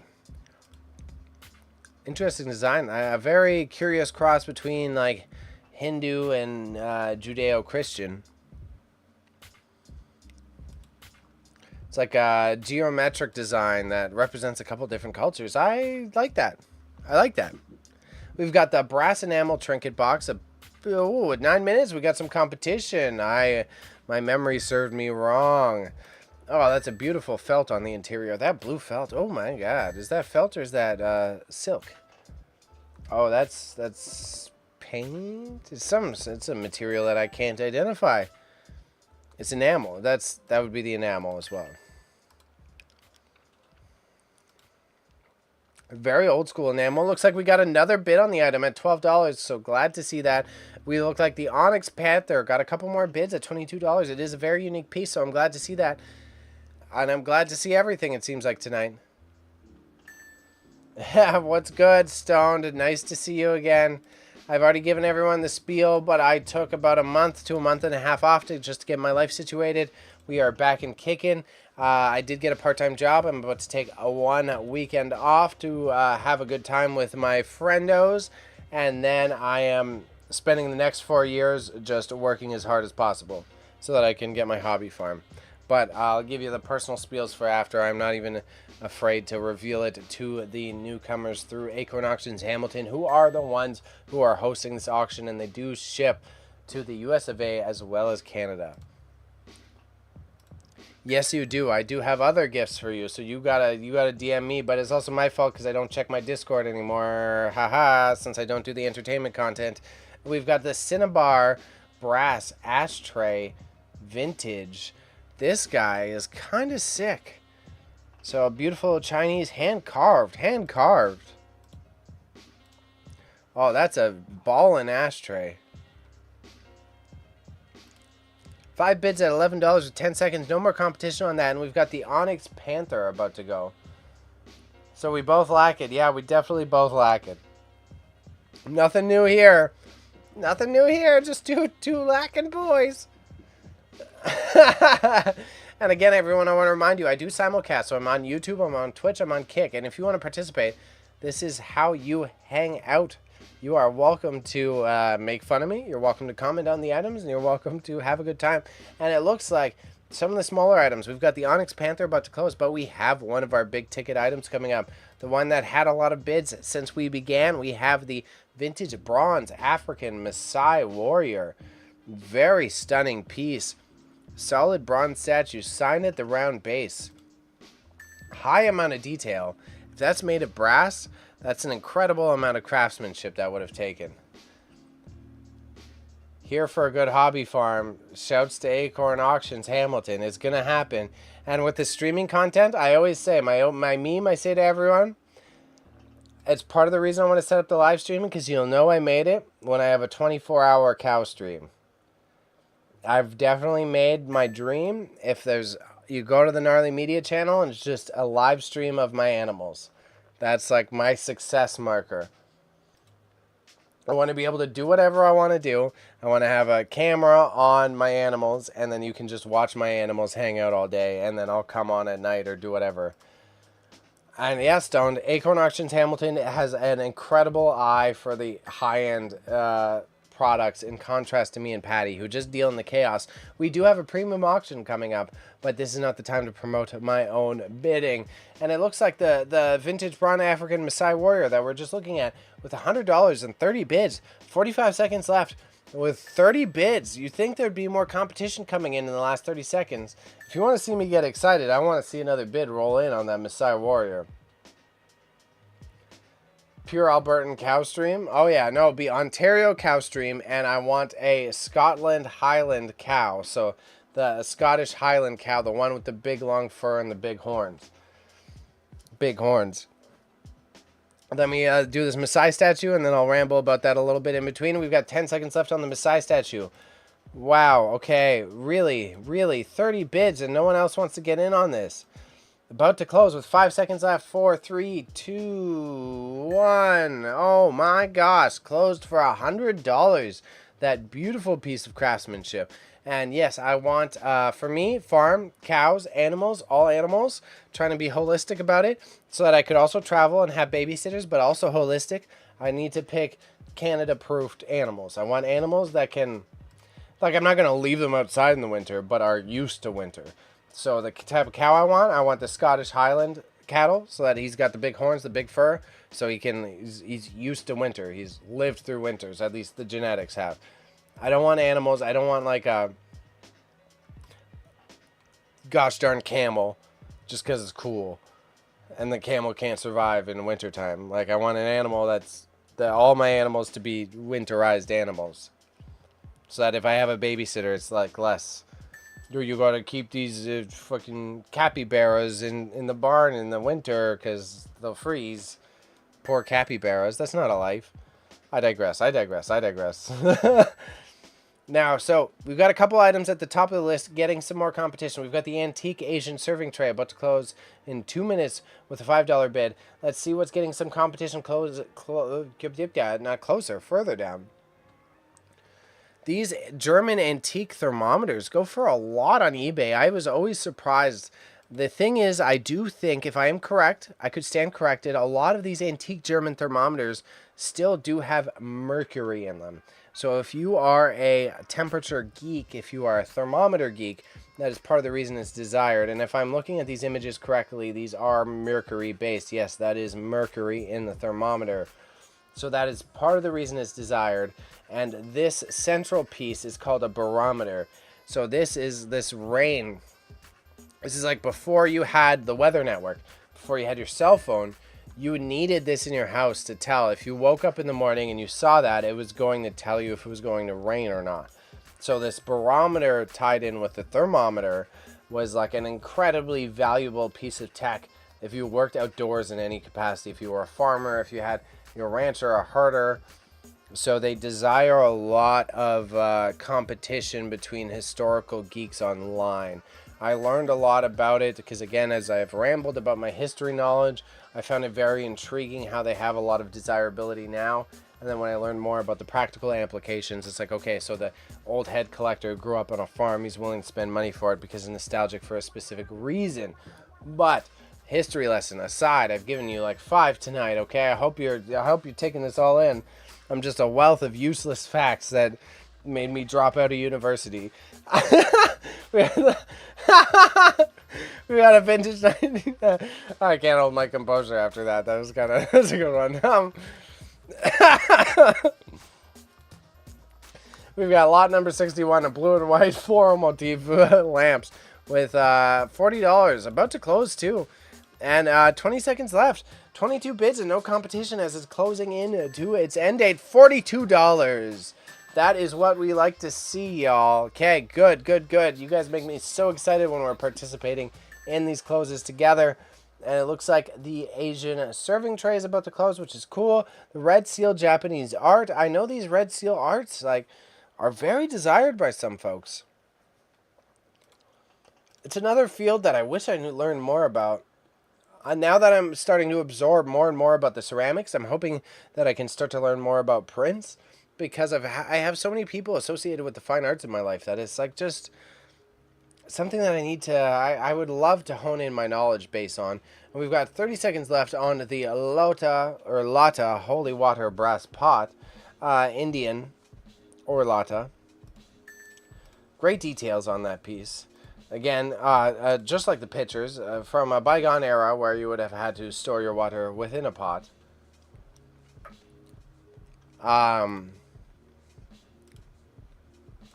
Kutani Porcelain Trio Geishas. Oh, it's 3 geishas. Oh my god. It's a geisha. Early 1900s. Age-appropriate wear. Likely required? Acquired? Required? I don't know. I'm not going to obsess over that. Likely something to do with the 40s. I see a lot of these lamp bases from that era, too. It's always intriguing. They have these, like, circular lamp bases that were like applicable to many different structures. And I gave y'all that thermometer lesson and you still only put $9. You see how much knowledge I just dropped? The least you could do is run that up with a little bit of competition. That is a beautiful one. If I didn't have a phone in my pocket, I would really want this one. It's really well handcrafted. And these guys, again, were integral pieces of technology in your household previously. It looks like some of the competition. Sorry, I just did a big breathing in the mic. I apologize. I'm usually better with my breath etiquette. We have a bronze stag about to close with 1 minute left. 1 minute, 30 seconds left. Stag head mounted. Can be hung like a stag's head would on the wall. That is a great piece of lumber attached to it. Feel like an old man appreciating it, but the amount of knots in it, like with the finish, it's kind of pretty. Like, look at the fine details on that. Good timber choice, if I do say so myself. About to close with a minute left at $10. That's still one of those pieces that I was already commenting on, that if you were to run into a vintage store, they're going to charge you an arm and a leg just for that little bronze statue based on the wood quality alone, and it looks like the Weller Art Nouveau Jardiniere. This guy didn't have a lot of competition at the beginning. It's good to see he ran up to $70. That is a very unique toned piece, and that is so cute. Jardiniere is a type of planter, but if I'm correct, the reason it is labeled as a jardiniere is that it was used for other applications previously, back in the good old days as well. I don't think they were just planters before, but they are also used as planters. Like, it was acceptable to use it as a planter. That's a fun fact to Google for later. It looks like the Italian satin glass vase. Whenever vase comes after a word with an A, my brain is just like, you got to say the A the same way as vase. You got to say satin. You got to say satin. And I'm like, no, don't do it. The end of day check gloss. Oh my God. See, look at me. This guy. Look at this bottom, though. We were looking at it at the start of the auction. Holy fudgicles. That is lot number 64 with $15 and 30 seconds left. That thing is beautiful. And apologies, I think I just swore a couple times. I'm sorry. I usually try to check myself. And now we are looking at some of the more classic China pieces coming up. Again, the US of A made stuff has been more competitive as of late. We have only 210 lots open. So if it is... Let me just slow down. If you want to get involved in the auction, you can find the link pinned to the chat of whichever platform you're watching this from. So that is YouTube, that is Twitch, that is Kick. And I want to remind you that Acorn Auctions Hamilton does ship all across the US of A and Canada. So don't be afraid to jump in, and don't be afraid to ask questions about items and participate in the chat. So this Royal Staffordshire, $6 with 2 seconds left. We've got the Victorian dish lot, and then we also have the mini Toby jug lot. These mini jug lots I have been duped by before too, because if I was like, again, I am the unexperienced porcelain one. I am definitely not the porcelain and ceramics guy. I would buy these thinking like, heck yeah. You're telling me no one wants these? No one's going to put in a Toby jug lot? They're cute. You have tea party. You can put snosses in them. Imagine you're having like a dinner party. You put snosses in all those Toby jugs. They got just little guys' heads pouring gravy. 60 seconds left and no bids. And it looks like the big items of the moment, the blue and white floral motif lamps, about to close at $44 with 15 seconds left. The Victorian dish lot at $9, about to go, and no one wants the Tobys. Oh my gosh, the cranberry glass pickle jar ran it up. $120. $120. That thing went up. Oh my God. That was one of the ones where I was internally contemplating bidding on. Silver plated caddy with pickle tongs. Like, look at this thing.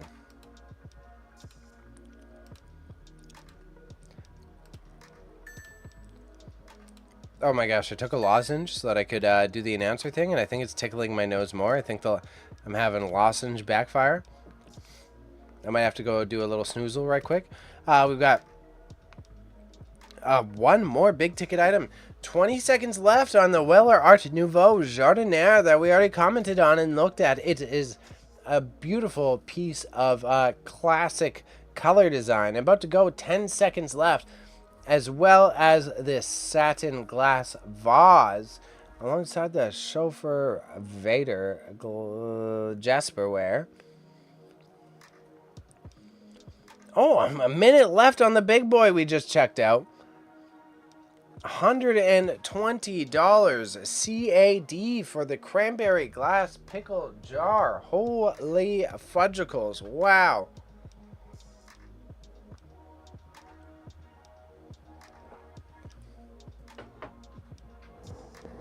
Wow. 120, that's sick. That's such a good serving dish.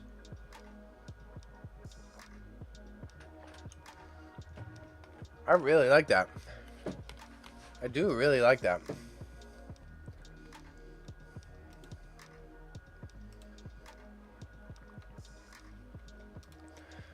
And so the Pittsburgh glass pigeon blood dish. Now I'm going to have to memorize. That was the only thing. I was reviewing this pigeon blood dish previously. And this pigeon blood dish is like... I have to remember that color. That's what the color is called. Because I love it. I love the color on that. Pigeon blood. Who would have known? That is 100% not what I would have expected that color to be called. I guess it makes sense when we're talking about like old school dishes and stuff. So $18 with 13 seconds left. That's not that crazy. Not that crazy. I really thought that pigeon blood would be more desired. You're telling me you don't want pigeon blood? Bruh.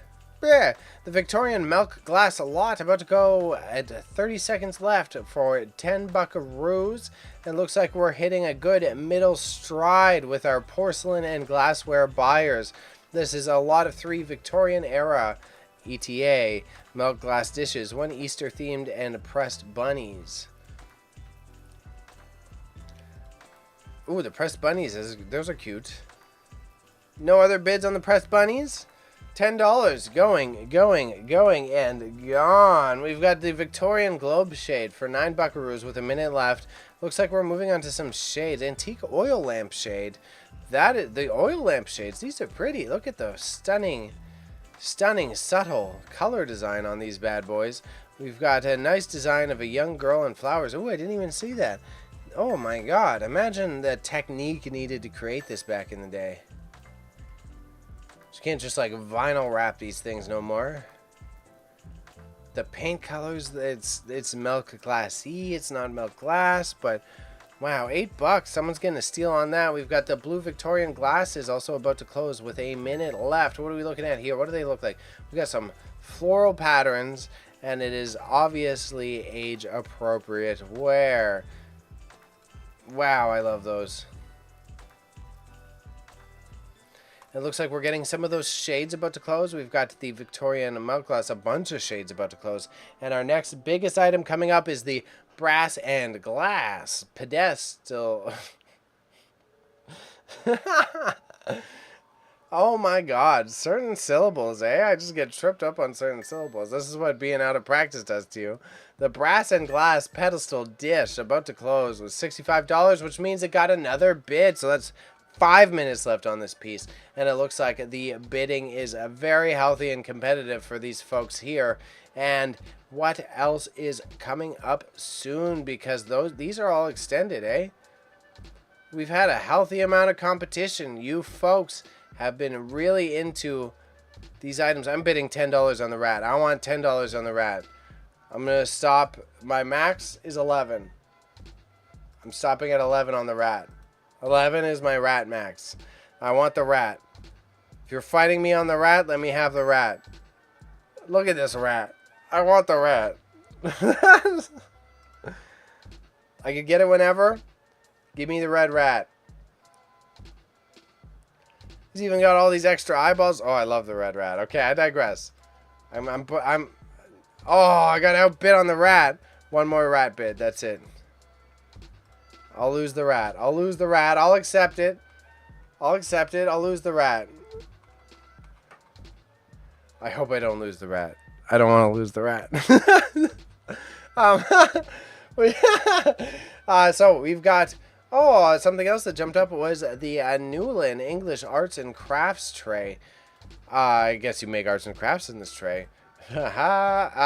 Stamped Newland solid copper tray, embossed finish, excellent condition. Yeah, it's cute. It's got little fishies in it. I couldn't tell they were fishies at first. Probably would have been stamped too. Fish stamps? Fish stamps. Imagine how confusing that would be. You're trying to explain it. I got fish stamps. Like, what do you mean fish stamps? I got stamps that are fish. They're like, what type of fish stamps? And you're like, copper fish stamps. And they're like, but stamps are made of paper for letters. And you're like, no, for stamps that are made to look like fish for copper. And you're like, but it doesn't go on copper. That could be a whole tongue twister. But I digress. So we got another bid on the brass and glass pedestal dish, going up to $75 with 3 minutes left on the bidding. The antiquarian etching of the ancient Egyptian place I was talking about, the Great Temple of Karnak, $14 Very interesting piece of history, often neglected about the engineering marvels of the Egyptian Empire outside of the three main pyramids that you were force-fed knowledge about. If you want to enlighten your historical brain and do some research about that. Brass and enamel lamp. Curious that no one wants the brass and enamel lamp alongside the brass and glass pedestal dish. Yo, what's good, Inf? What's good? Haven't been on a while. I've been getting my life situated. I had to prioritize that over the content formats. But right now we are live streaming the auction close for my dear friends Acorn Auctions Hamilton, who do shipping across Canada and the US of A. So I am in full auctioneer announcer mode tonight. We have got a couple of viewers over on YouTube, and I want to remind you all that I do simulcast. So I'm over on Twitch, I'm on Kick, and I am on the glorious YouTube. And the best way to participate is to drop a sub on my YouTube channel. We are at 740 subscribers now. When we started this partnership with Acorn Auctions Hamilton, I was at 200. That means near the end of the year, we are reaching monetization, which will only enable me to make more cool content. Imagine these live streams, right? 3 hours long, a little difficult for someone who doesn't already enjoy live streams, doesn't know what auctions are. If I can pay an editor or pay for an AI app that's going to do it, that edit this down to 20 minutes, we got some content. We got some content, folks. We're going to be cooking. But I appreciate it. I appreciate it. Big chillin', and no doubt that's understandable, brother. Good to see you live, though. I appreciate it, Inf. You always here. Don't let the multicasting stop you all from following on every platform. He right, though. I'm also on Instagram. I'm on the TikToks. I know where the kids are at. Oh, that sounds wrong. I know which platforms are popular is the wording I should have used. And it looks like we've got the brass and glass pedestal dish about to close for $75 at 45 seconds left, which isn't that bad. It is very unique. That is a high quality piece of antique history. Autobahns. Why does no one want Autobahns? If you look up Autobahn like paintings, etchings, prints, they are highly rare. They were incredibly valuable. These eagle paintings were incredibly valuable back in the day, and it's so curious to see how the desirability for them have truly gone down.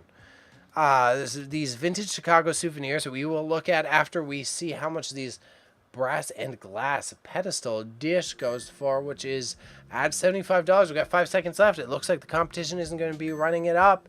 And that is it, closing at 75 buckaroos. Vintage Chicago souvenirs. So Chicago souvenirs, wall plaques, water tower, aquarium, and the Art Institute. These are cute. Man, I need to learn art and ceramics so much better, man. I look at art like this, and this is the type of art I would look at, and I would be like, yes, worth money. Right? Worth money for sure. This? Cool. Evidently, intuition incorrect on fine art.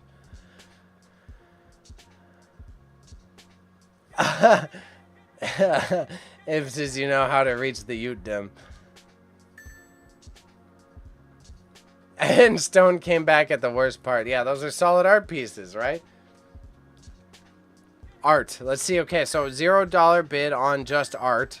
Let's check out the art without memeing on them. This is just Acorn does. Sometimes they're super detailed. Sometimes they keep it just like simple. See, that's another art. This is another art that I would be duped by.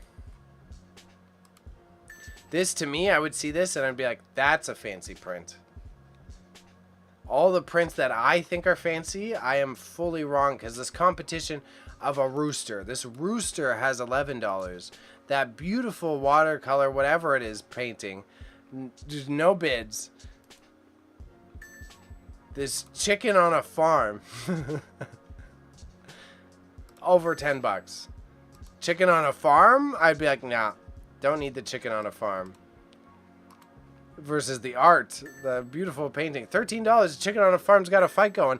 It looks like the Newland English Arts and Crafts tray getting bid up. $44 with some competition going. We've got signed totem pole carvings. Let's check these out right quick. I'm very curious. What are they at? Larger signed Raven, Sun, Moon, Stars, and Box. A satisfied Raven. What are we looking at here? This guy is kind of pretty.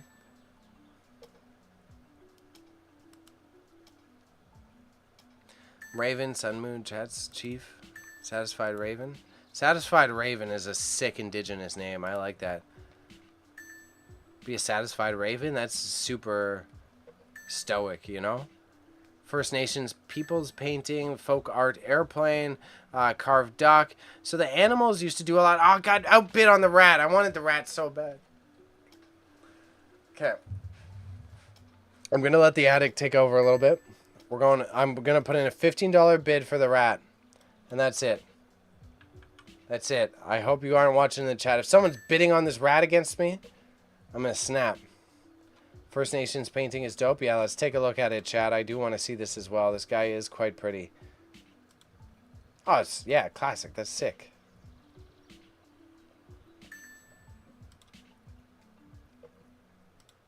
I like this one a lot. It looks familiar. But maybe that's just the spirituality of it. Who knows? The bloody rooster painting keeps getting bid up to $15. We've got a lot of these cool wooden statues. So we got Art Hubbard's signed folk art. This guy looks really cool and cute. Nod My Energy, wacky folk art piece by Nova Scotia artist Art Hubbard's. Lots of personality. I really like him. Light bulb nose, little bee, little shoes, wire eyebrows. We've got a polychrome folk art spirit animal. $10, 10 buckaroos. This guy, these polychrome animals, I love them too. It's just not my aesthetic, you know? The one I want is the one I'm in on. You can see. That art style is fire. Is that a ding-a-ling on him? Yeah. Let's see. Does he have a ding-a-ling? No, it's got to be a mouth. It's a mouth. That's a mouth. Nose, mouth. Fair call, though. Fair call. I would have thought that was a ding-a-ling, too. But this, I want the rat. I want the rat. Look at this rat. Isn't that the best thing ever? I want the rat.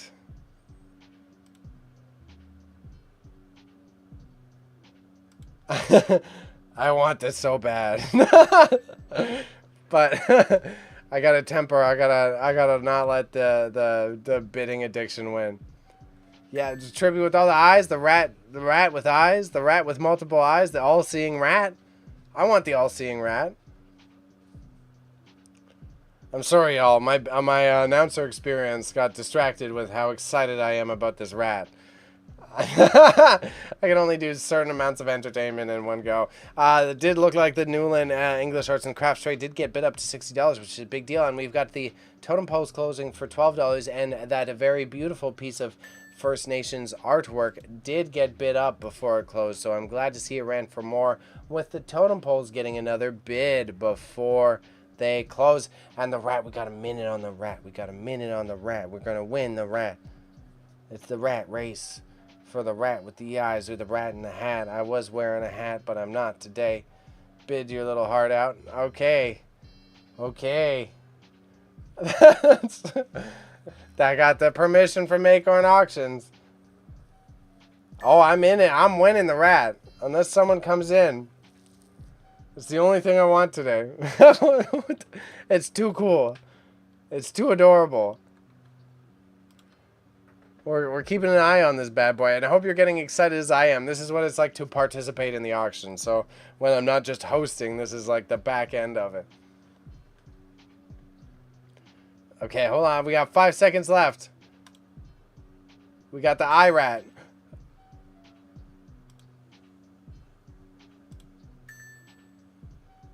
Someone's fighting me for the rat. I'm getting a rat fight. Oh, I got a rat fight. I gotta keep working. I can't get distracted by how cool it is. We've got the cat about to close for $12 with 15 seconds left. It is interesting to see which animals have more competition. It looks like the rat is the most desired of the evening. We've got the rooster with $15. He's closing in. And we've got the painted spirit animal carving of what seems to be a dingo, a coyote, dog. Just a regular dog, I think. I feel like it's judgmental of me to decide what type of animal. It looks like a dog / aardvark. Pretty cool, pretty cool. Someone sniping me? Someone is definitely rat sniping me. The dingo art piece? I know, I like him too. I like him too, but I don't. I like the rat more. These are beautiful pieces of art, though. I imagine that would have been a really cool collection to have in your home. So I definitely admire the artistes that would have had them before. It looks like we're about to close on the totem pole carvings for 13 buckaroos. And then we've got the mixed media folk art. I think these are glassware and wire. Yeah, they are. Carved wooden vase. Oh, that's cute. That's fun folk art. It's goofy in the best of ways. The owl is cool too. Yeah, I like the owl. The owl looks like something straight out of like Zelda the Wind Waker. You know what I mean? Looks like a Nintendo owl for sure.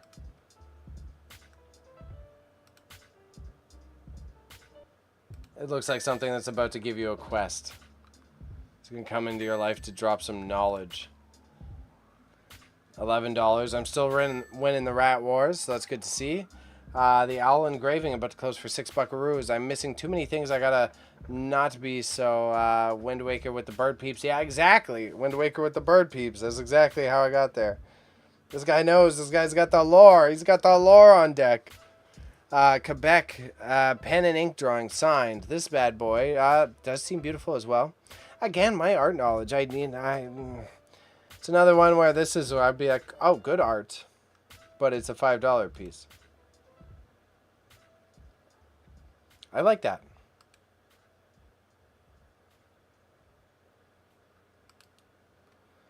So it's old Quebec, old Montreal, Quebec City. Oh, whoa. Connection issue. Refresh. Hybit doesn't want me to win the Rat Wars. Yeah, the Quebec ink, I like it. I really like that ink drawing. Already know. Oh, we got the... Oh, no, it wasn't on the Quebec paint. Oh, we did get a Quebec painting bid. That's what we like to see. I'm glad to see people have the same taste. And it always makes me more excited when I see people getting just as excited as I am on these pieces. For real, for real. And we are looking at the Canadian artist... G. Hibbling etching. What is this bad boy? It looks like that dingo's about to close. Let's just look at this etching right quick. This is an etching? Oh my god. It's a beautiful etching. It's in 5 out of 350, so it is a rare copy. I would have never guessed that's an etching. We've got a dingo battle going on. We got the dingo got bidden... That's a lot of syllables. The dingo got bidded up to $14. We've got the mixed media folk art at $16. And then we've got the signed totem pole carvings getting another bid. And with a lot of competition going on today, it's good to see the last one. The dingo ate your baby. Put the shrimp on the baby. We got the Quebec painting that I identified is really cool, going for 5 buckaroos. We've got the antique prints about to close for 30 seconds. Carved decoy sitting duck. Classic for the animal style that people like. And 30 bucks, this was one of the pieces that had a higher amount of bids on it previously. This is lot 114, the resin 3D art. This bad boy is handmade in Canada. The 3D format on it is very intriguing. I like how it stands out. And working with resin from how old this seems to be definitely would have been much more of a challenge when it was created. Very excited for the evening. Again, everyone, I want to remind you that Acorn Auctions Hamilton does ship internationally between the US of A and Canada. The Rat Wars are also about to close, so we're about to be destructed, okay? We're going to see if I can win the Rat Wars. Otherwise, we'll be hanging out here till the end of auction.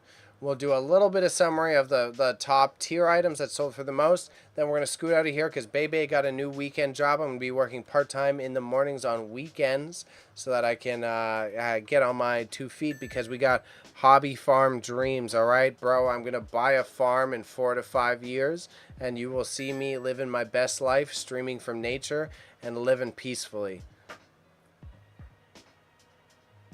Rat Wars, Rat Wars, Rat Wars. Come on, 10 seconds, 10 seconds. Give me a rat, baby. Give me a rat. Thank you, chat. Thank you, chat. See, Imp's just as excited as I am. Oh, yeah. Yeah, we got the rat.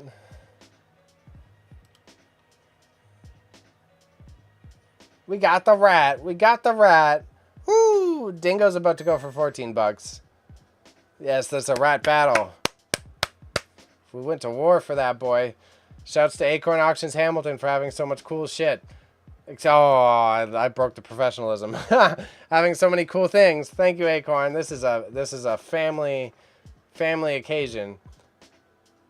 Dingo is fire. Dingo is beautiful, but I don't need to be a greedy boy. I needed to let my soul speak. I fell in love with the rat with the eyeballs. I got to take the rat with the eyeballs. Well, let another person love the dingo. I don't need to have both. Carved decoy sitting duck at $18, about to close with 30 seconds left. 7 bids. I'm surprised it doesn't have more competition. We have the vintage wall decor lot, and what is this one? Bubble glass silhouettes pair. These bubble glass pieces are like, you would have seen them in your grandma's house, but it's like an underrated style of art. I like these bubble glass formats. Something you don't see so much anymore, but the little shadow that it casts, very unique. I quite like it. I quite like it. 1940s as well. So these are well over, not well over, they are well over 60 years old. I was about to say hundo. $6. That's a good price for 1940s art. I Am Infinite says it's cool. And yes, the so I think I've been through the ramble before. I can summarize it really quick. My long-term dream is to have a hobby farm. The idea to have the hobby farm is because we are blessed to live in this era where I can do whatever I want from wherever I want. If I'm taking this path of whether I have the eBay store or this live streaming or I have to quit it all and it fails, I can work a communications job or a normal job on my computer from wherever I want. And when I was working backwards, I was having the existential crisis of having to drop out of university and then finishing college. And I was like, you know what? I don't like any of these life paths. So what makes me happy? Nature makes me happy. I like working with my hands and I like taking care of things. So you know what? I want some animals on my hobby farm. I would like to have a hobby farm. And then that way I can build whatever I want on it. And so the idea is then, ideally, if all my schemes work, I can continue the live streaming from there. I have an infinite community of people I can reach on the internets. I can still have friends and family that I'm in active touch with, and I can literally ship all of my items from there. I can have Canada Post come and pick them up, and it's not a problem. And then keep a little apartment in the city. I can visit folks in the city, and since I worked in the nonprofit sector, I am also very well versed in how to get grants and funding to subsidize endeavors like that. So whether it be land stewardship, whether you're bringing more beavers to the area, bringing a certain type of animal, or planting more plants of like trees or native species, I am also well educated in that. So if I'm moving into that field, I'll likely be getting a lot of tax subsidies and government grants to be able to afford it. So yada, yada, yada. Long-term plan. 4 years. I got to pay off my debt in 2 years, 2 more years while doing this, and eBay store, save up a decent amount chunk of money, and my rants are done so that I can continue doing this job. Let's take a sip of water because that was all. I just gave out my whole game plan, 4-year game plan.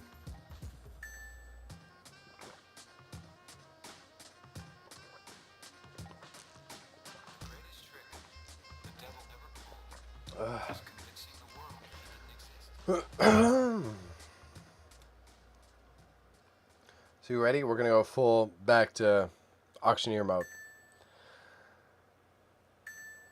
So what we have closing soonest right now is lot 117, the cut crystal necklace for $16. This thing is looking very interesting. It does have some fine details and a lot of pearlescent colors of a variety in this piece. It looks like the Newland English Arts and Crafts tray has been bid up to $80 with a minute and 30 seconds left. It is interesting to see the competition that it's having. The large decoys, it seems like we've had a lot of bird decoys gaining attention today. I am curious to see that that's called a decoy. It's a very well done decoy of a grouse, so yeah, it is a decoy. Signed by Kate Bishop, the daughter of Hawkeye. Sorry, nerd joke. We've got the Canadian artist G. Hibbling etching, the one that I pointed out earlier. That deserved more attention, so I'm very glad to see that it got what it deserved. We've got the cat print vintage framed, which I did look at our pre-show. This thing is $12. Interesting, cute piece. It reminds me of a painting that my grandfather painted. So this thing has really got my attention in that capacity. And now we are on to the brooches and brooches section. And this is another a niche that I've learned a lot from working with this lovely duo that is Acorn Auctions Hamilton. Right now, why is this brooch? So it's a vintage rhinestone brooch, so it's just ornate. This is the only reason it's ornate.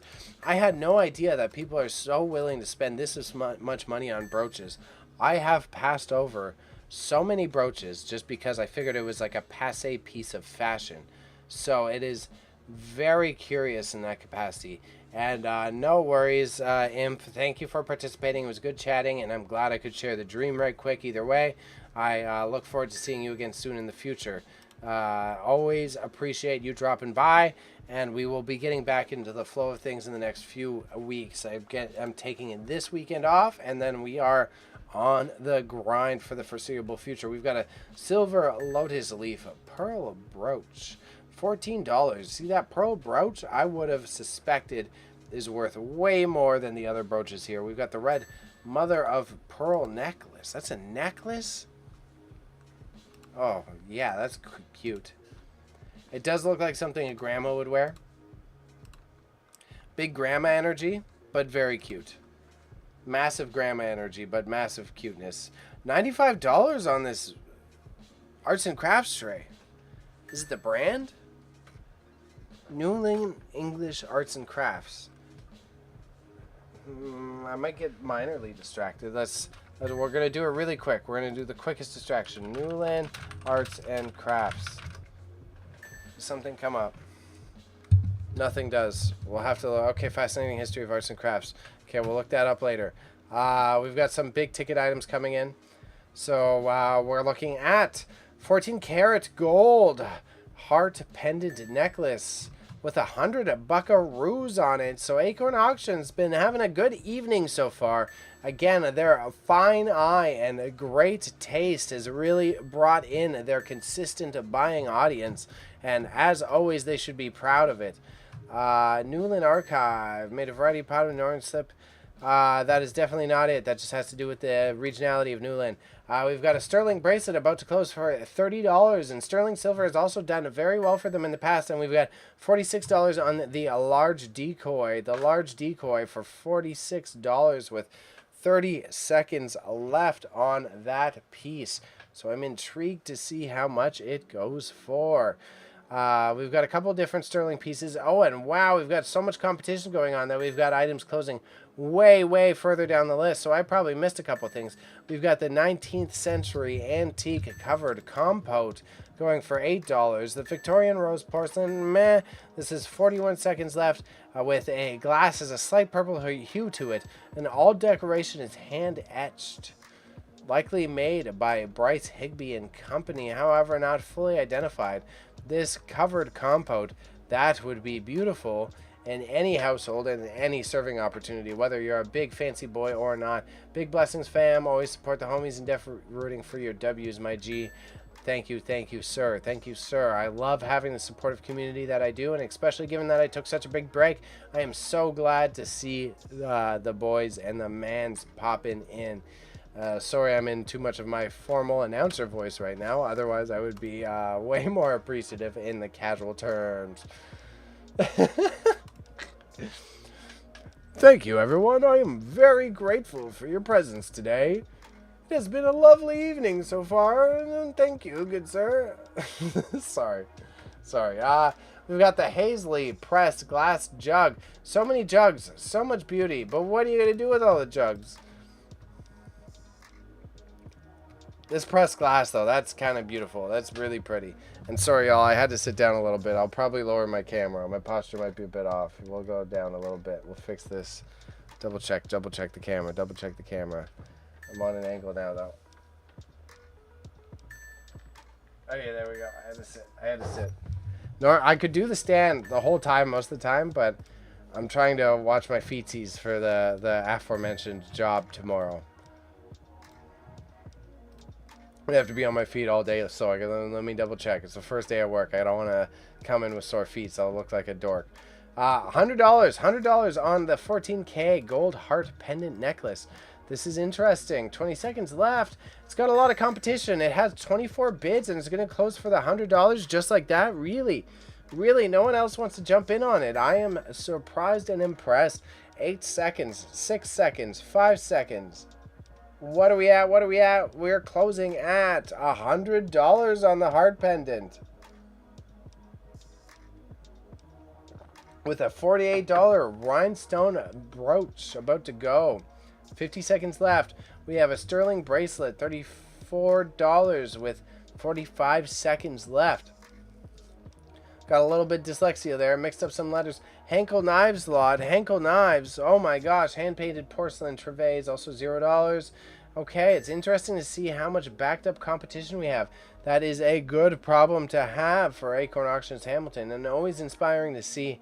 It looks like one of our most competitive items of the night, the Newland English Arts and Crafts tray. About to close for $100 with 49 seconds left. The sterling bracelet also 15 seconds at 34. Pretty good steal. We've got the sterling turquoise ring, which I want to look at after I see these brooches and other items close. But what else do we have coming up next? Some of the $0 items, which is totally cozy. Oh, the brooch got another bid.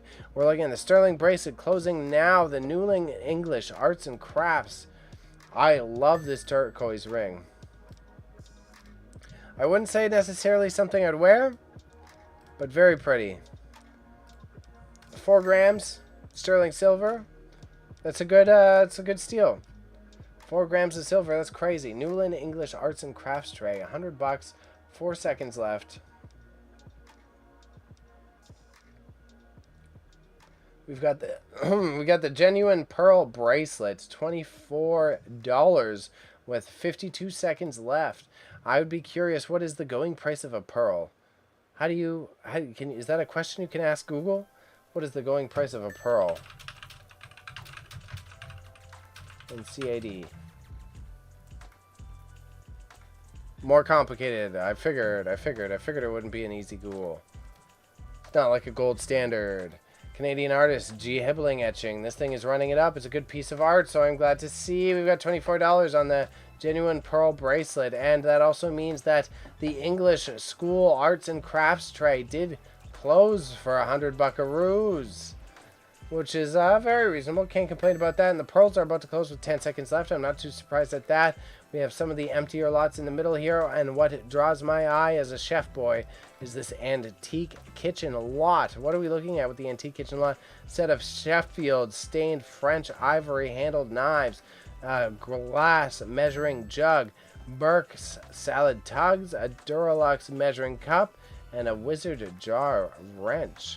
Oh yeah, those things, same thing. Hot pot, you got to reach into it, you use the Wizard jar wrench. That's the thing in the top. Ivory handled knives are crazy though. And Sheffield and ivory handle.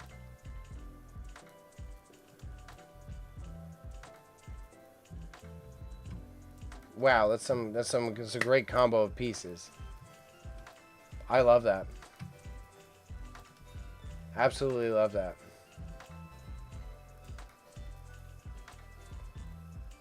Victorian serving dishes. What else are we looking at? We got the brooch about to close for 37 seconds at $50. We have the Czech. The Czech glass jug didn't really have many bids when we were starting our initial process. Hand blown and polished pontil. Flawed in glass crack near the handle. Right here, right here. As displayed in the images. Slightly easy repair. My suggestion would be super glue, but I am also not an expert in the field. Just because it's clear, you could rub the super glue to fill in the crack a little bit and then polish it out. However, take it with a grain of salt and do your Googles before you take that suggestion. We've got the sterling turquoise ring about to close at $42 with 50 seconds left. We're looking pretty cozy here, eh? But the antique porcelain lot, $0, 0 bids. That is totally okay. The antique egg and egg cups are about to go. We just got a bid on the crockery lot. See, crockery is like another one of those we're talking about. The old school English, like the Royal Crownford style stuff. This crockery used to be very, very pricey. 2-tone salt glazed jug, and a small 2-tone crock, unmarked. Ye Monk's whiskey bottle. I like it. I personally like it. Would I use it in my house? Probably not. I love the aesthetics of it heavily, though. It looks like we've got the artist G. Hibbling about to close. I'm very much hunched. I just checked my posture. Ooh, not good, not good. Remember, kids, sit up straight, sit up straight. Don't arch your back. No hunching, no hunching. How many lots we got? How many lots we got? We got a whole bunch of lots, eh? It's a long evening. Acorn Auctions had a big auction today. I was glad to see the success that they're performing with. Again, I want to remind everyone that they do ship internationally to the US of A and Canada, and that we are simulcasting. So we're on Twitch, we're on YouTube, and Kick. You may have seen me earlier talking to some of the homies that do come in on a regular basis, and you too can jump in on the fun. And some of the best ways to participate is to just jump in the chat and say your thoughts.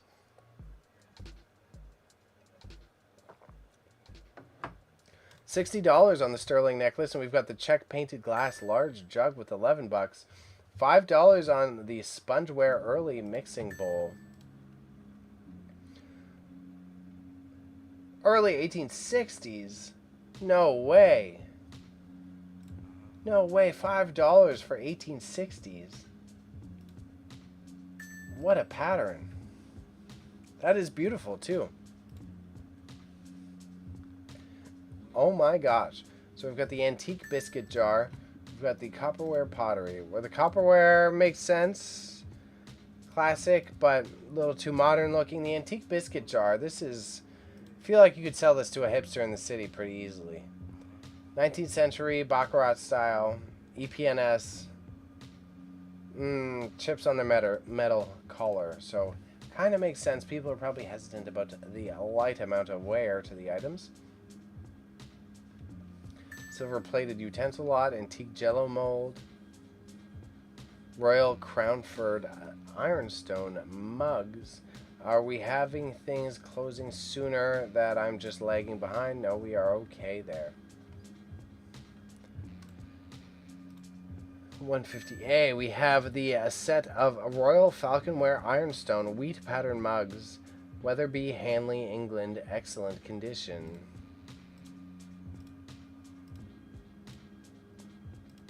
Beautiful. No complaints, no critiques. I like it. Another piece I would be hesitant about in the modern culture, of like I feel like the right collector would appreciate how beautiful those are, but I think you take them into the wrong home with the right with the wrong Gen Z kid, he's not going to know how rare and truly unique those are.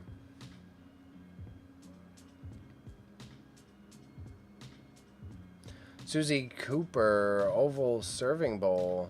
Susie Cooper, another another brand name that used to be big, and the internet says this pattern is nosegay yellow. Nosegay yellow. I want to type that into the internet to see other comps, but I feel like that's not a good window to pull up on stream. We've got the antique jello molds. Actually got $5, which surprise. That's good. It's a good problem. It's a good surprise. We got another bid on the Royal Crownford ironware jug, and we have the McKee uranium dish. The McKee uranium dish going up at $22. This one's definitely going to get another bid. There's no way that McKee uranium dish does not get bid up. It looks like we've got some competition coming in on certain things. And who would have guessed it is the antique Jello mold?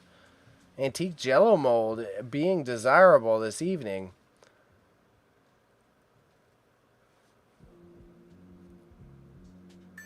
Excuse me, my apologies. It does look like the competition is spread out nice and evenly for Acorn Auctions this evening. I am very glad to see that for these folks who are very, again, successful at picking out the proprietary. I was trying to rhyme everything with P. I was trying to do a palindrome. That didn't work. It didn't work, okay? But we've got the Jello molds are getting bid up all of a sudden. The cups are about to close that I pointed out earlier, which is a lot 150A and a lot 151 with the two bunnies, the two bunny egg cups that I thought was a alligator. $7 with 45 seconds, and the sterling necklace, which has dragged on a lot of the competition with 26 bids and 65 Canadian dollars. That is a decent piece with abalone shell in it. I am very intrigued to see if the bidding continues. And if I were you, I would say you got to hop in still. The spongeware, I had no idea how old it was. I really like that pattern, but I would probably break it in the heat of my sink. I love it though otherwise. Sorry, y'all, my lifestyle is impacting me. I'm becoming a little bit of a sleepy boy, but that is okay. We will push on. We are champions of the night.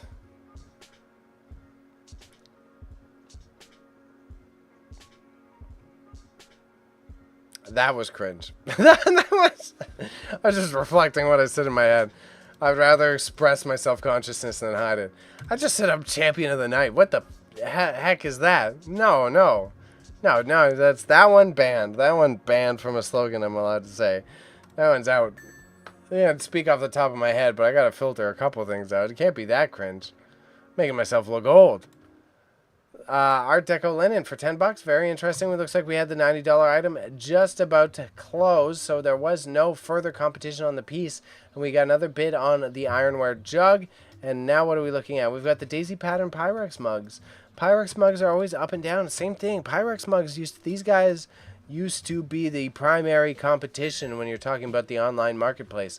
And $8 for 4 of them is a steal compared to what the market used to be like a decade ago.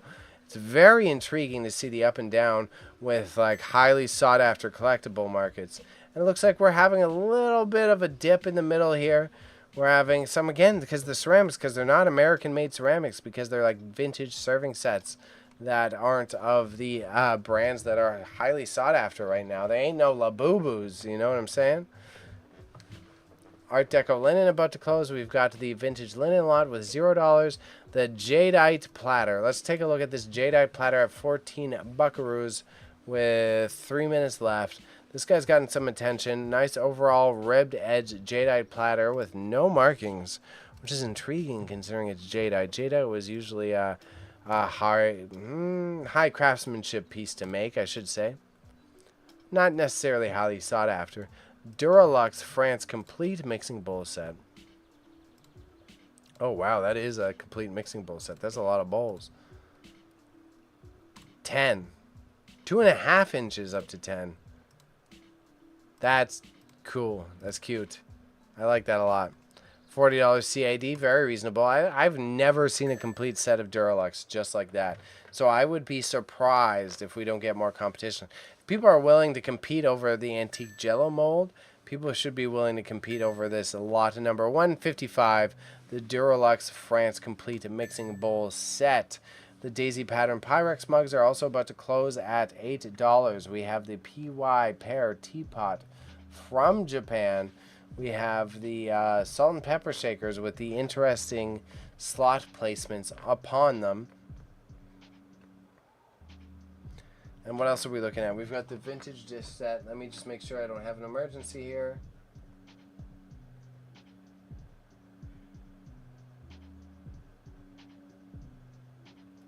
Okay, we're good.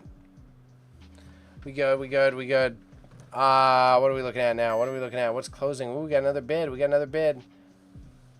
Let's see, the Jada got bid up. Good to see. Good to see. This ironware, the Crownford ironware jug has been had quite some life breathed into it. The McKee uranium dish.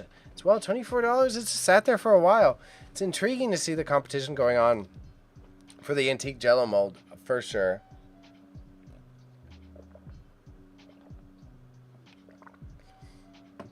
And then we are looking at a couple other things. The Carrigaline yellow teacup, $0. Yeah, so a little bit of a low middle. The 3 embroidered vintage tea towels. Let's see why these tea towels are drawing more competition. Someone called me out. I was at a market this weekend.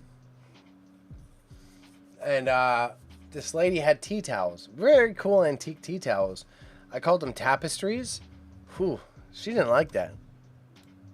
She didn't like that. She's like, no, they're tea towels. I'm like, boy, I mean, it looks like a tapestry. She's like, no, but they're tea towels. I'm like, I feel like I'm complimenting your tea towels if I'm calling your tea towels tapestries. Isn't that a compliment? But interesting semantics. I was like, I feel like a tea towel upgraded to tapestry, good problem. If it was tapestry downgraded to tea towel, fair to be upset.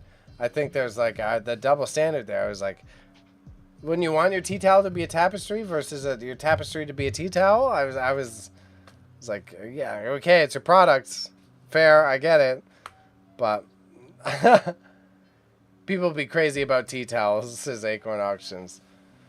I get it. Yeah, it's fair. I was just like, I thought I was that I'd be giving you a compliment. But I get it. Because they were the ones with the maps. You always see those tea towels with the maps on them. You have some here, right here. The vintage linen. The vintage linen was like one of these ones. Yeah, the sterling. It was one of these. I called this a tapestry. I called this sterling thing a tapestry. She's like, no, it's a tea towel. I was like, okay. We've got a little bit of a low point. The jadeite platter did get the appropriate amount of bids, going up to $18. We've got a little bit more competition on this Royal Crownford ironware jug, which is intriguing. It seems like people wanted to match it with some of the other stuff, I would presume. The antique Jello mold is also about to close in a minute and a half. And what else are we looking at? We're looking at vintage shot glasses. We've got the McKee style shot glass. The McKee style is very cool. Oh, it's the lady one. I think my grandma has one of these. Either that, I've seen these somewhere. Let's just say the McKee style shot glass, $16. Very funny, very memey. We've got a lot of vintage shot glasses as well. Looks like that Jello mold is about to close. Let's take a look at these vintage shot glasses. And it seems like we've got some jug bidders and the smoke glass punch bowl set. It seems super intriguing. With Atomic Amoeba Federal Glass Shot Glass. Atomic Amoeba. Oh, Atomic Amoeba is the Flintstones design. Or opposite Jetsons. Rare smoke glass punch bowl set. Large punch bowl with 6 roly-poly punch glasses and handles. Comes a large serving ladle. Punch bowl has a small chip on the rim. Roly-poly. Why are they called roly-poly? I guess because it's not a completely flat base. That's beautiful. It's another one of those, I don't have parties. I wouldn't be serving people punch bowl sets. That is so cute. $7. Glad to see the bids going up after we're taking a look at it. Appreciate you, chat. Thank you for all the viewers who are tagging along on this experience alongside me. Blown glass stir sticks. Kind of looks like the oh no, it doesn't. Just say that fake gold. Looks like the fake gold, the fool's gold. Those are cute. Those are cute. Those are clearly like the extras from my glass blower as well.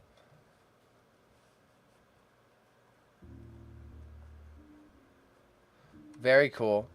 Very, very, very cool. Okay, step away for a second. That ladle is awesome. I totally agree. The ladle on the rare glass punch bowl set, 100%. That is lot 170. We have been having an interesting auction so far. Nice to see Patty's pop-ups in the chat. This is the business partner for the auction house that I run, and we do live stream those as well. And additionally, I have an eBay store myself under the moniker Grandma's Dead Stock. So what you are witnessing now is me collaborating with our friends at Acorn Auctions Hamilton, who run their auctions through the HiBid software, which is quite efficient, smooth. I really enjoy this process. I really enjoy the experience of collaborating alongside them. And it's always a fantastic learning experience. As you can see, I'm critiquing the different prices between the glasses. Like looking at this glass punch bowl set, again, would be the one that I would expect to be a lot of money in contrast to the jadeite platter that is unbranded. So it is intriguing to me that throughout this entire night to be like, okay, so this is what people want versus what other people want in the fields that I don't necessarily have as much knowledge in. Acorn Auctions says, hi, Patty. And I will literally be right back. I'm not lying or being distracted. I'm just running to the washroom. So I'm not even going to put on the BRB screen. I'm going to leave you guys with the live auction monitor, okay? Like, honest, how is that ladle not broken yet? That is, like, yeah, one bad family event, one mischievous cousin. That thing's going down for real. Or one bad cousin who's clumsy, or one uncle that had too much punch and just, like, slams it by accident. That's like a double whammy of accidents waiting to happen. But literally 2 minutes. I'm sorry. I was being a good boy, drank a bunch of water, and I'm trying to get ready for my night tomorrow, my morning tomorrow. So, as you can tell, I'm a little bit more tired than normal, but it's what it is. I gotta be prepared.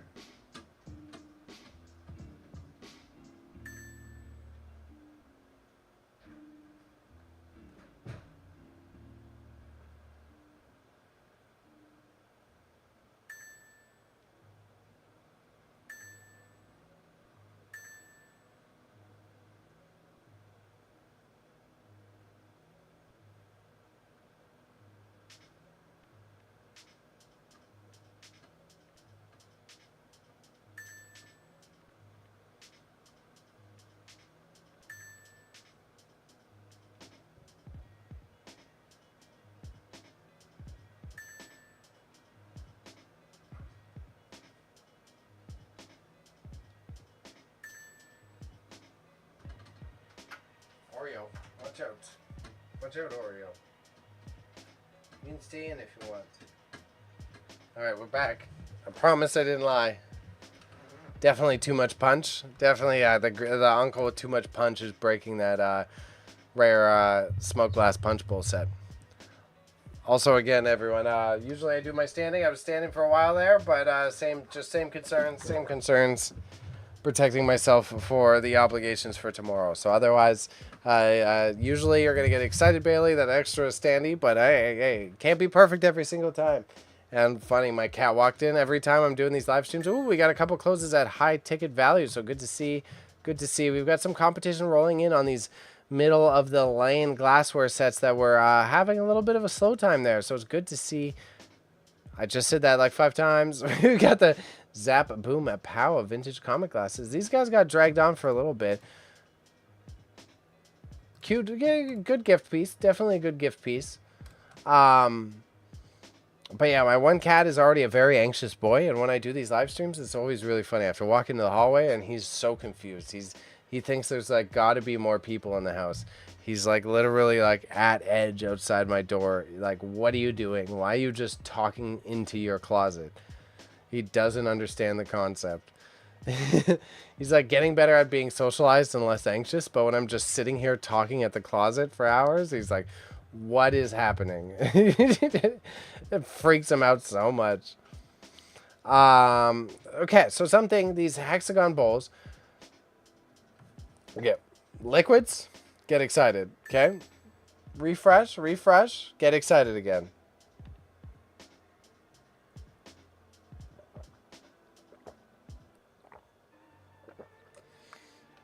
Okay, 1.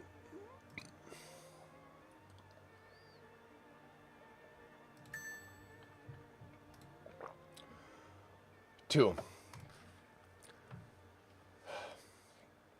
So once again, I want to remind everyone that I am simulcasting. So I'm on Twitch, I'm on Kick, I'm on YouTube.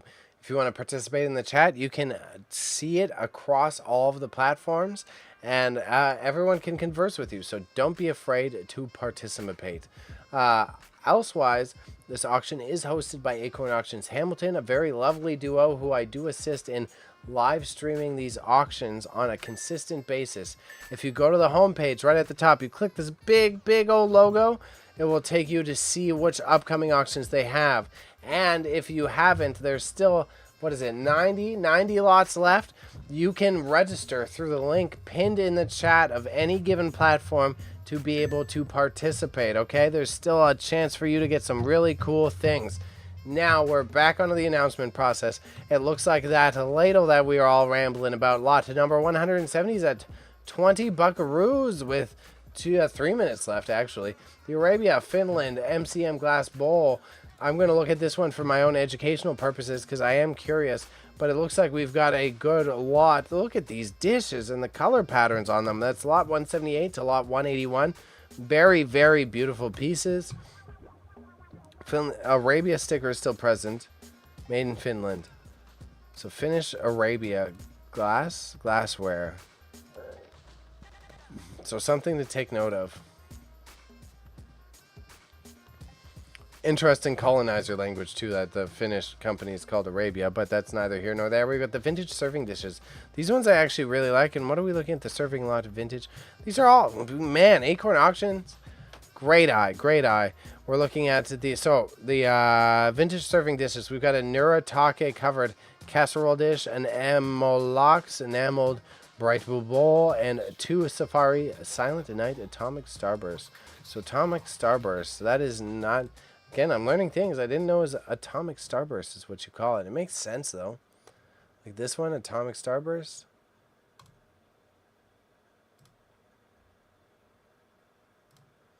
Just Jetsony, I guess I don't know what term. I'd probably use 1960s aesthetic if I had to write the description.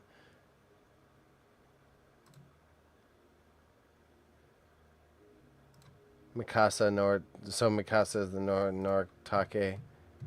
Mikasa just makes me think of Attack on Titan. Mikasa. We've got the MCM pattern bean plot. So now we're looking at lot number 181. The more yellow floral pattern lot is an MCM pattern bean plot. 2 chartreuse. Oh, that's not coming out with a speech impediment. You can read that word. Irish plates and 2 large yellow floral serving plates. I like this lot. Okay, we're going to try it again. I lied. We're going to try it again. Chartreuse. Chartreuse. There we go. I got it. Again, English-made stuff. Really going for less. These are all closing. We got $11 on that blue one that I just reviewed. We've got $5 on the yellow one that I just reviewed. About to close. And it got another bid. I'm always excited to see when y'all pop in immediately after I look at something.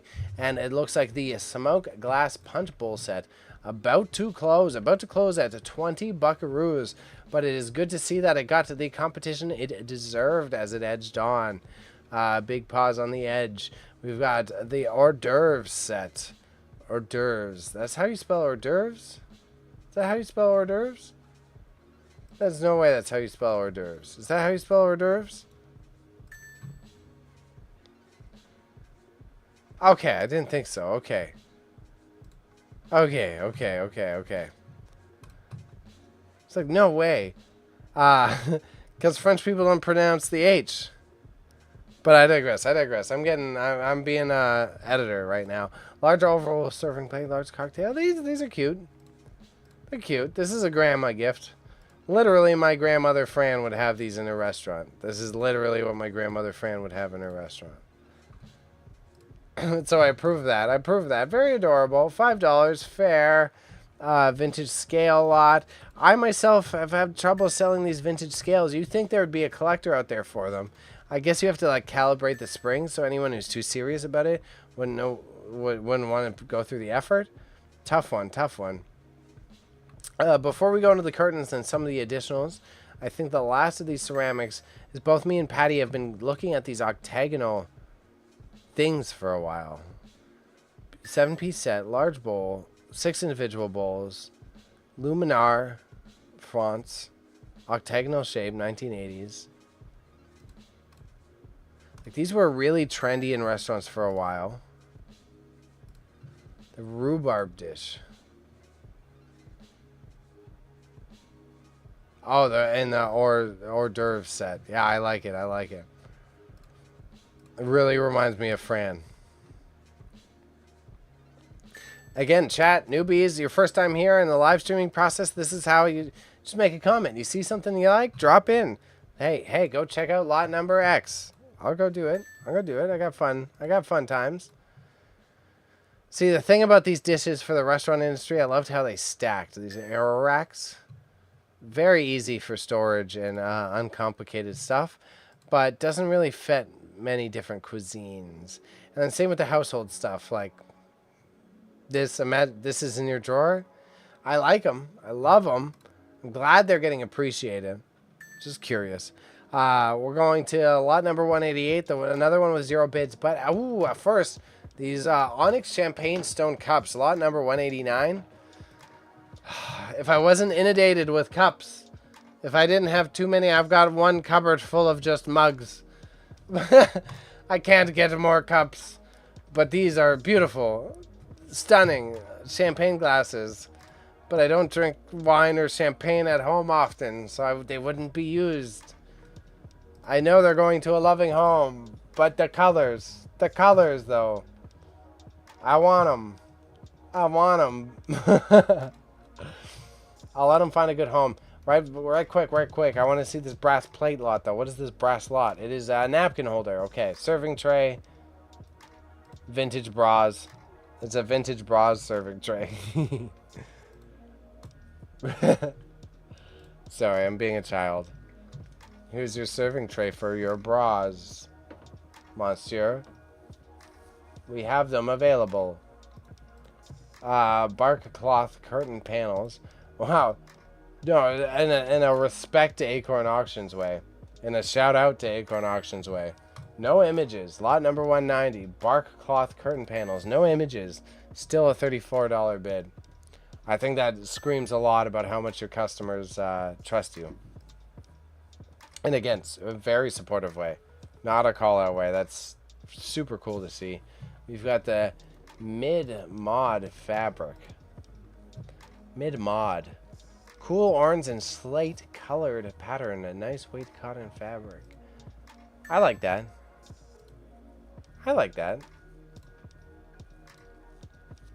Definitely doesn't fit. You can kind of see the color aesthetic I have going on in my room.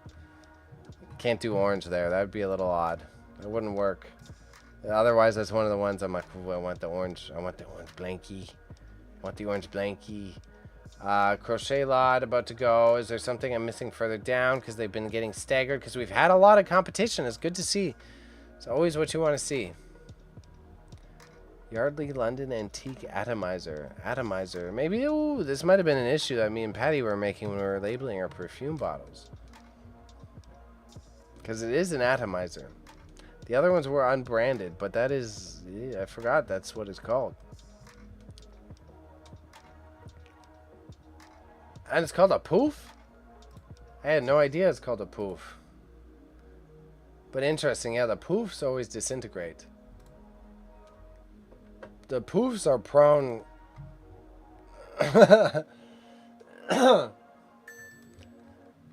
The poofs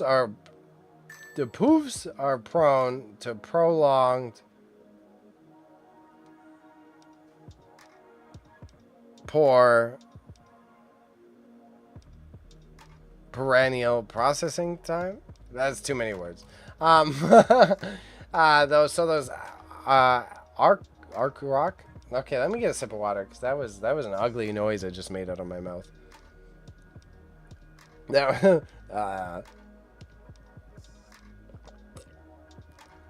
those arc rock, those hexagonal dishes though, interesting to see. I guess they're octagonal. My bad. Oh, and again, another. Sorry, didn't mean to call you out with that, Acorn. Yeah, they're octagonal. There's 8 sides.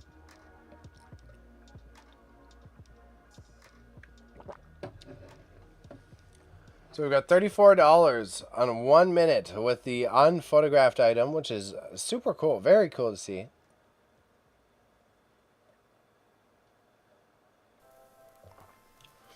The blankies.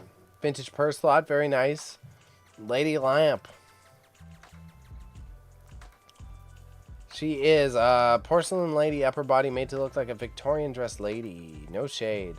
No shade to the lady. Har har. No shade to who? What do you mean? I'm trying to... Yeah, I know the lingo. No cap, dog. Darn tootin'. Okay, so food bowls. Keith Brenner Jones. I know Keith Brenner Jones is a notable brand, but $14 on those. British ceramic designer. Really? Oh, it's because of the labels on them. Very, very aesthetic. It's a food bowl. You get it? You get it? Because this is food on it? Nah. My meh is aesthetics. I don't like the too artsy-fartsy stuff. I love art. I appreciate art. I appreciate art. But I think there is a degree that... fine arts can become too esoteric, that it isolates your plebeian viewers. And I think just putting food on the side of a bowl like that, it's like taping the banana on the wall, you know? There's a difference between Banksy like selling a painting and having it shred itself. Kind of cringe, but it makes sense. And then there's the guy who tapes a banana to the wall who's trying to do the same thing as Banksy, but way more cringe. Limoges pearlescent heart. I like everything about this. Appreciate art, appreciate farts. Exactly. Exactly. Arts and farts equally as funny.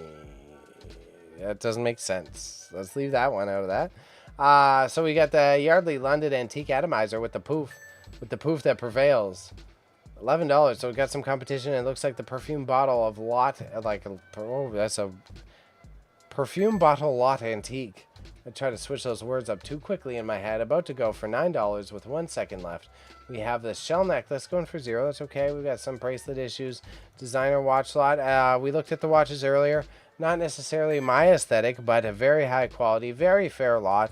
I said you could quintuple the price, so I would put it at about, like, this is a $60 to $80 watch lot. So if you were to purchase it, this would be well worth putting a new battery in. You could resell these, no problem, no problemo. The World War II letters. Very cool. I just wouldn't know what to do with them. Even with my level of expertise, I would be looking at these like, Very cool. I would love to see them splayed out. But they're the envelopes too. Like maybe you sell them to a stamp collector. Super intriguing. I'm sure you could make really great art pieces with it. The Canadian National Hotel jug. You got to get the train enthusiasts. I would maybe put the railway thing in there somewhere.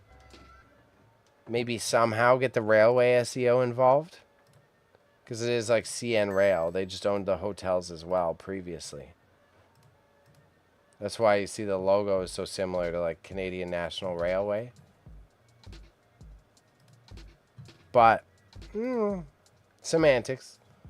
Yukon Railroad. My mouth didn't like saying that word. Yukon Railroad. Okay, we're going to stop trying. White Pass and Yukon cutlery bearing the YR monogram. The White Pass and YR was a large contributor to Canada's gold rush. 100 years.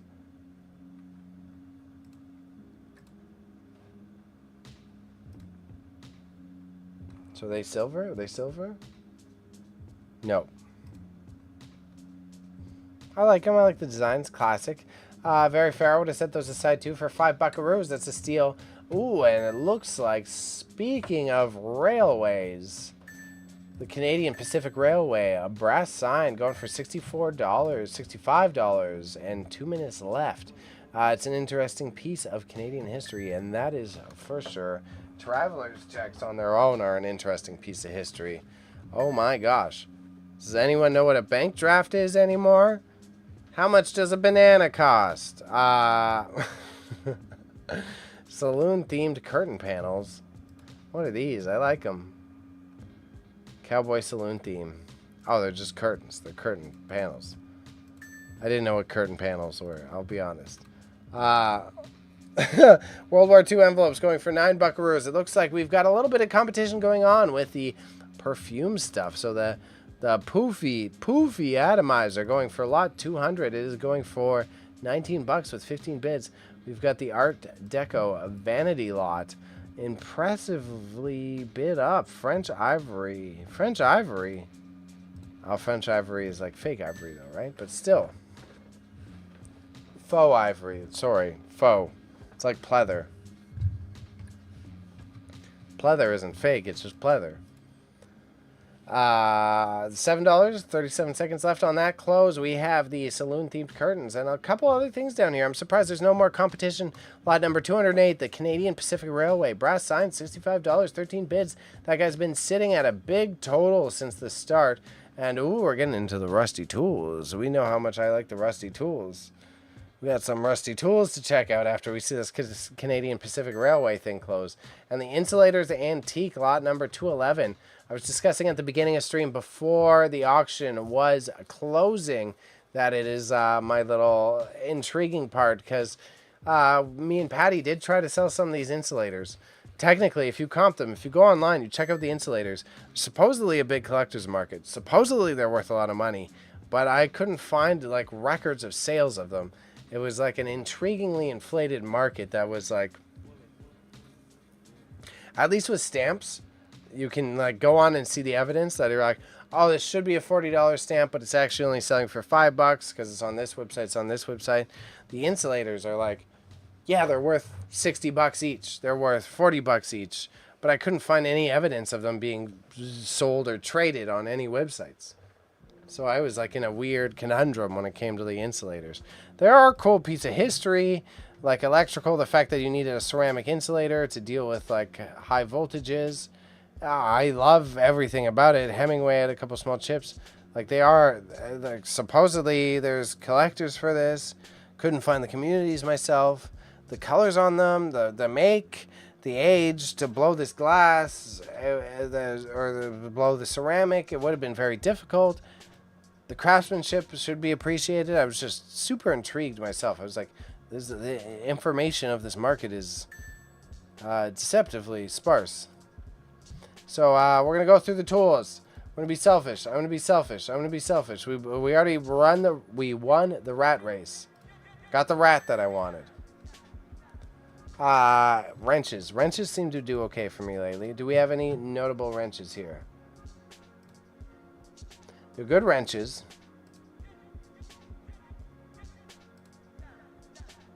I don't think they're wrenches for my purposes. What else are we looking at? We have ratchet lot. High quality. Clearly high quality.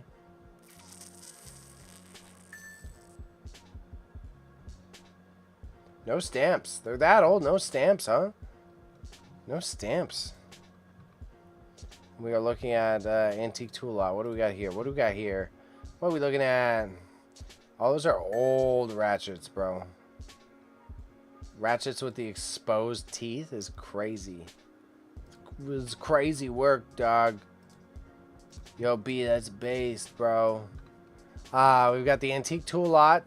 What are we looking at? We're looking at not a ball peen hammer. But that's a beautiful hammer. That hammer alone should be worth a decent amount of money. Someone deserves to take that home. That beautiful piece. Not my vibe. Not my vibe. Some very pretty antique tools, but I don't think they're my vibe. Yeah, not my vibe. Not my vibe. And they're all closing. That's totally fair. We've got the Canadian National Hotel jug, run up to $20. It looks like someone appreciated the historical significance as much as I did. We've got a nickel silver cheese knife. I've also got a very cute cheese knife in my house. So we've got the Fairthorn Studios brass vase. Kind of looks like a artillery shell. A hand-hammered brass vase by Fairthorn Studios, Canada. 13 buckaroos. We've got a Run Tintin lot. Oh, because it's Tintin's dog? Because Tintin had a German Shepherd, right? I think. I like him, though. That's a cute doggo. Cute doggo. How big is doggo? Doggo is 6 inches. He's a bigger doggo than he looks like. It looks like we got a little bit more competition on the Yukon rail cutlery as well. We've got an interesting spread of buyers tonight. It's super intriguing to me. We've got the Las Vegas ashtray vintage. Out of all the wow, minstrel toy. I only know what a minstrel show is. What's a minstrel toy? Jim Crow era history is important for posterity. That's the image is super. Oh, it is literally the minstrel show. Okay.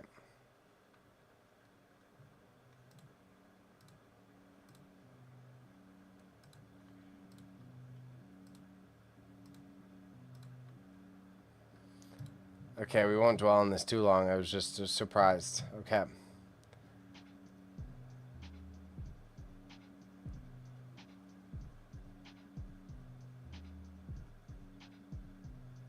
Tintin had that little white dog. Oh.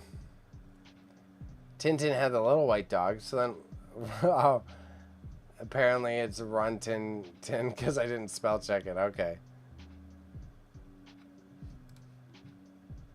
I spent way too long on that minstrel toy. That was a little embarrassing. Good thing I didn't say anything cancelable. That one could have gone bad. That's a whole, the minstrel show, the cakewalk. You ever heard this saying, like, it's a cakewalk? Tied to that. Tied to that. That's a fun Google. The origins of the slogan, it's a cakewalk, is tied to the minstrel shows. It's crazy. It's crazy. Couldn't believe it when I found that out. I lost my ass in Vegas. I like that one a lot.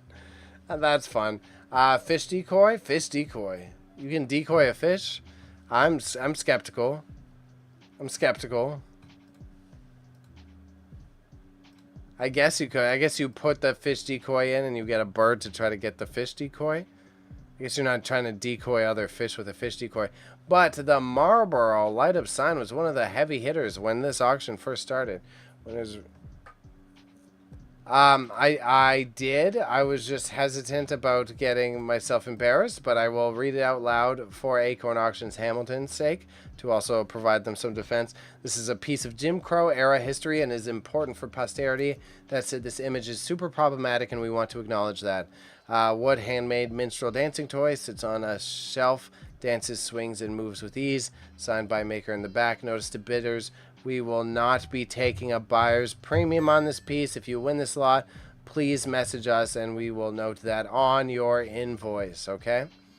So Acorn is doing the right thing by not appropriating extra funds by selling derogatory imagery. Prejudiced imagery. Oh my god, the history of the imagery. It's tough. I don't even know which appropriate word to use for that because like all of them apply to the minstrel era.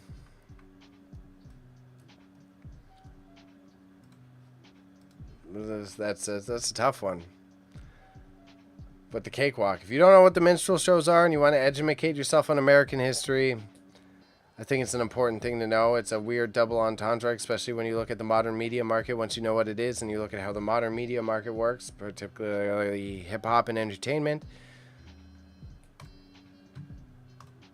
taking some knowledge darts.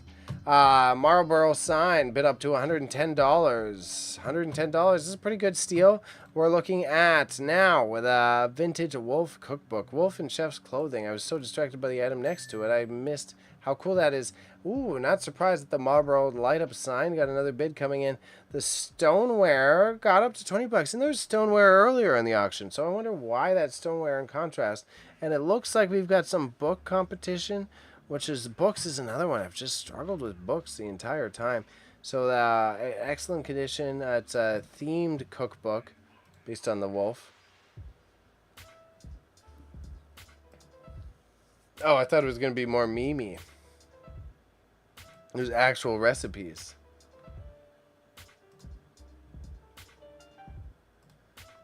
That's cute. I guess you could, because you could give it to like your 10-year-old or something. Percolators. It's hard because you don't want to delete history. Remembering what bad shit humans did is important. Yes, I agree. I'm listing a bunch of Harry Potter stuff from like the Sorcerer's Stone right now to my eBay store. And then funny enough, I got the Harry Potter stuff from my friend who's non-gender conformative. So it was like this funny of like we had to have that whole debate of they're like, well, it's my stuff and I'm selling it. I'm using you as the medium. I'm allowed to sell it. I'm like, cool. And I'm like, I also feel the same as what Acorn Auctions stated in the chat of like, I'm not selling it an exorbitant. In fact, I marked all of them down. Because it's like, it's still history. We shouldn't delete it. JK sucks. But, it's an open market. The things still exist. They shouldn't be deleted from history, personally. I digress. We're getting into a big political argument there. Yeah. I think it's important to preserve history so people are aware of what it is. But intriguing to see a minstrel puppet. It looks like you're stuck with it now. Maybe donate it to like a museum or like a Black History museum with a big fucking note on the box. This is for historical purposes and not the meme.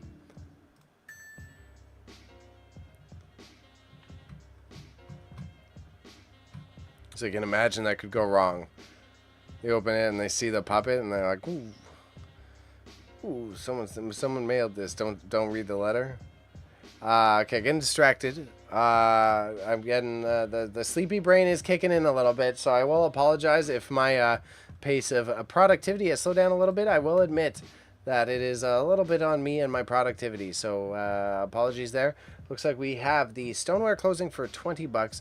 We've got a little bit more competition going on the Marlboro light up sign, which makes sense. That thing is very applicable in many environments. Again, old set design, modern household, bar, hell, if it's an American ordering it, you could literally put it in a convenience store. Can't do that in Canada, but you could like decorate your small business with it. So that kind of makes a lot of sense. Encyclopedia style books, which are interesting. Charlie's read. I shouldn't have said I was tired because now I'm a yawny boy. We've got the Life and Letters of Walter H. Rogers. Now, who is Walter H. Rogers? I feel like that's too big of a distraction for me to Google. 3 volumes of the Life and Letters of Walter H. Rogers by Burton and J. Hendrick. Okay. Containing the letters of Woodrow Wilson. Oh.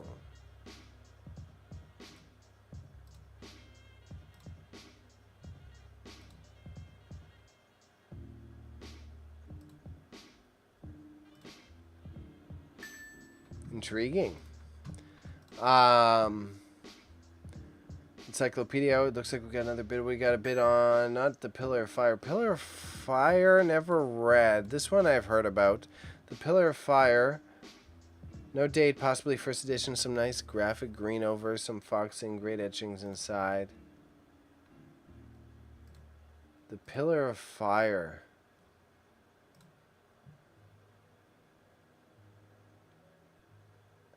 Ah.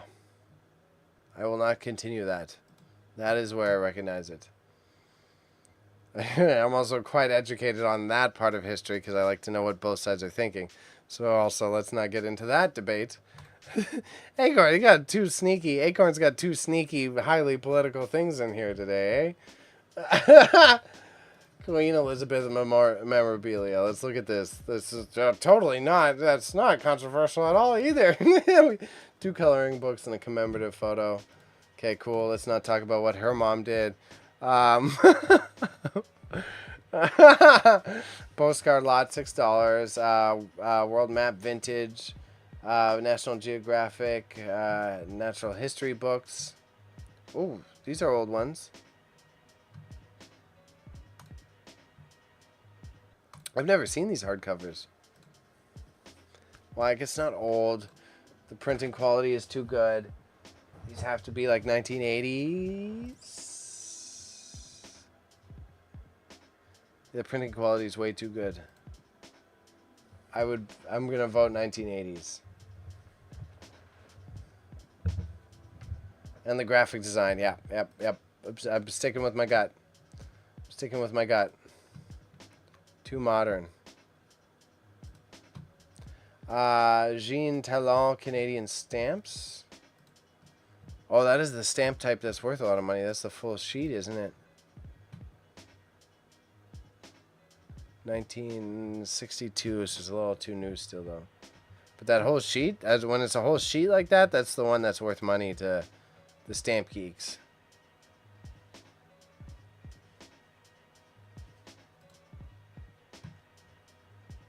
That's definitely the Stamp Geek one. Ooh, 115 on the Marlboro light up sign. Interesting close. Looks like all the politicized things have also ran their course. So hope none of you were excited to win that. Got the folio edition Queen Elizabeth I. Postcard lot about to go. We've got the World Map Vintage. I love these styles of old maps. Where are you going to... what am I going to do with it? I'm not full Doomsday Prepper. I'm not a big Doomsday Prepper guy. But you know what? I keep like old popular mechanics books. How to fix... I have literally a tutorial on how to fix HVAC and plumbing. I have like a plumbing and HVAC tutorial book from the 1950s. Because that's my only... I'm not a big Doomsday guy, but I'm like, I want to have the books. If the internet shuts down in 10 years...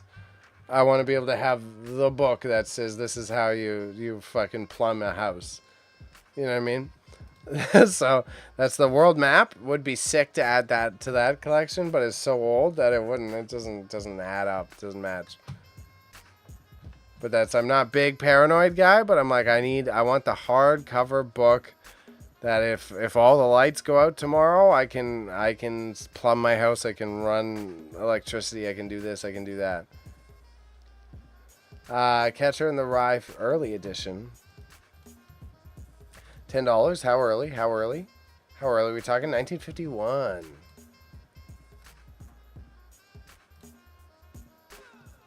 That is an early edition. Hardcover. I don't think I've seen a hardcover Catcher in the Rye before.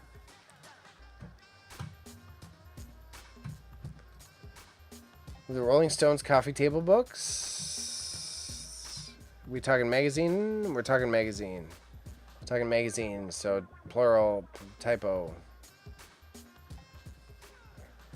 Decades of Rock and Roll and the complete covers. Complete covers is kind of sick.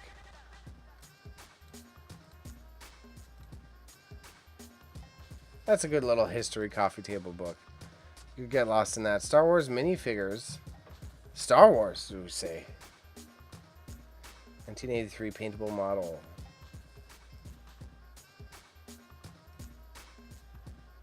Oh, cute. I like them. Blow mold poodle. Oh my god. Oh my god, the poodle. Oh, I want that, but it would also terrify me.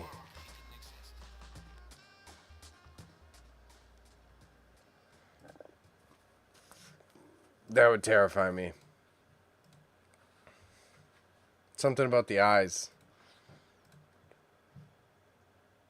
The eyes look like they're scanning you and they're ready to take over your life. So the pickle lunchbox that looks like a peanut, the pickle not peanut, pickle not peanut lunchbox.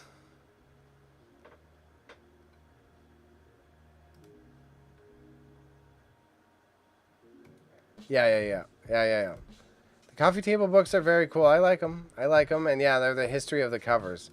I really like that setup. So $6 is a steal. It's a good book. It's a good conversation starter. Good for folks who were around during the era that were reading the magazine, right? The pickle lunchbox. I'm also, just like your description says, I can't believe it's a pickle, not a peanut. That's got to be a peanut. There's no way that's a pickle. That is not a frickin' pickle.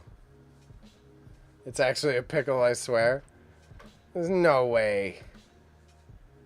It's cute, though. It is cute. I like it. But the yellow is too yellow. Psychedelic chalkware bears. The bears are cute. We've got a vintage toy lot. And we're closing out on the evening, y'all. So thank you, everyone, for participating. Thank you, anyone hanging out this long. And if it's your first time watching, same thing. Thank you for watching all the way through this video. I know it's been a long one, but this is what live streaming is like, y'all. I'll give my closing spiels after. Otherwise, it's always a pleasure working with Acorn Auctions Hamilton. I want y'all to know that. Really enjoy this process. Always enlightening. I hit all the points as we're going through, but learning more about the fine art, learning more about the ceramics, and learning more about the glassware, super intriguing to me. In the books, I'm also observing. I've really struggled to sell books in the modern era, which is a sad sign of society. South American decor lot. Some of the alabaster fruit. Oh, no, they're not. I thought it was some of the alabaster fruit y'all got off us. Those are cute. What are we looking at? The ceramic koi fish. I like the kois. They're good kois.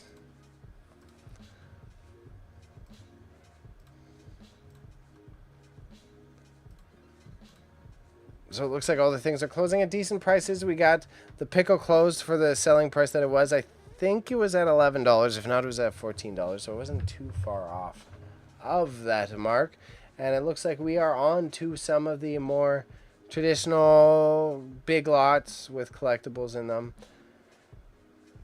Uranium glass marbles. I was looking at like these antique mason jars are similar to like when you're talking about stamps, old bottles, stuff like that.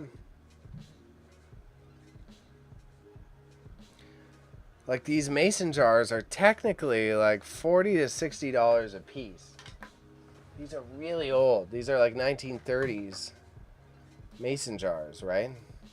Technically, they're so well designed. If you were to sterilize them and clean them thoroughly, you could still use them.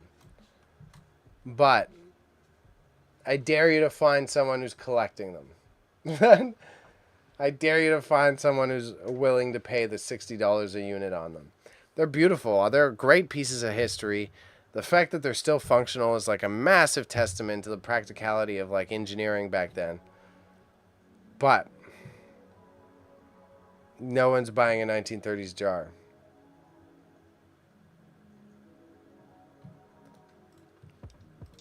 Oh. I gotta eat some more food after this. Ideally have a shower, or I'll do a morning shower. Folk art carvings. You can tell I'm getting a bit sleepy because I'm bouncing around the window so much. I'm not focusing on the details. So shouts out to Acorn, and I apologize. I apologize that I tuckered out a little bit at the end here. I know y'all won't hold it against me. It's been a busy time. Canadian folk art. Let's look at these guys. I already mentioned them, but I didn't take a look at these ones unless I did, and this was the bananas. No, it wasn't. Large lot of hand-carved and hand-painted folk art, mostly maritime themed. Expertly done. Yeah, well, true. I actually agree. Very fine details.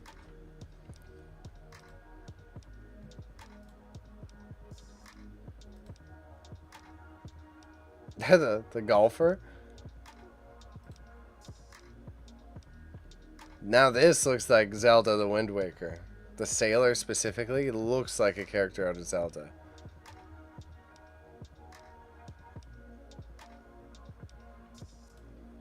I like those. Wow, no bids on those guys? Wow. Brass decor lot, folk art, animal carvings. Vintage decor lot, folk art face carvings.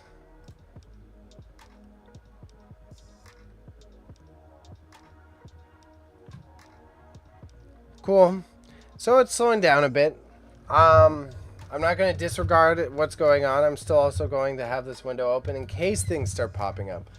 But I'm going to do some of the outro announcements, as it were. Let me have a sippy poo. Brass decor. Brass decor has done pretty good this round, though, actually. Let me point that out. Lot 250, lot 251. Intriguing to see.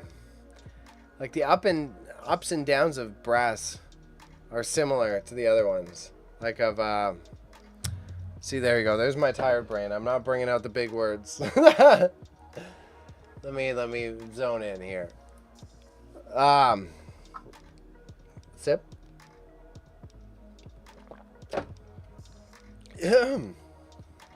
Earlier in the live stream, I was identifying the interesting ups and downs of markets, particularly in ceramics, and how there is a trend of interest in specific types of them, and then sometimes it can decline.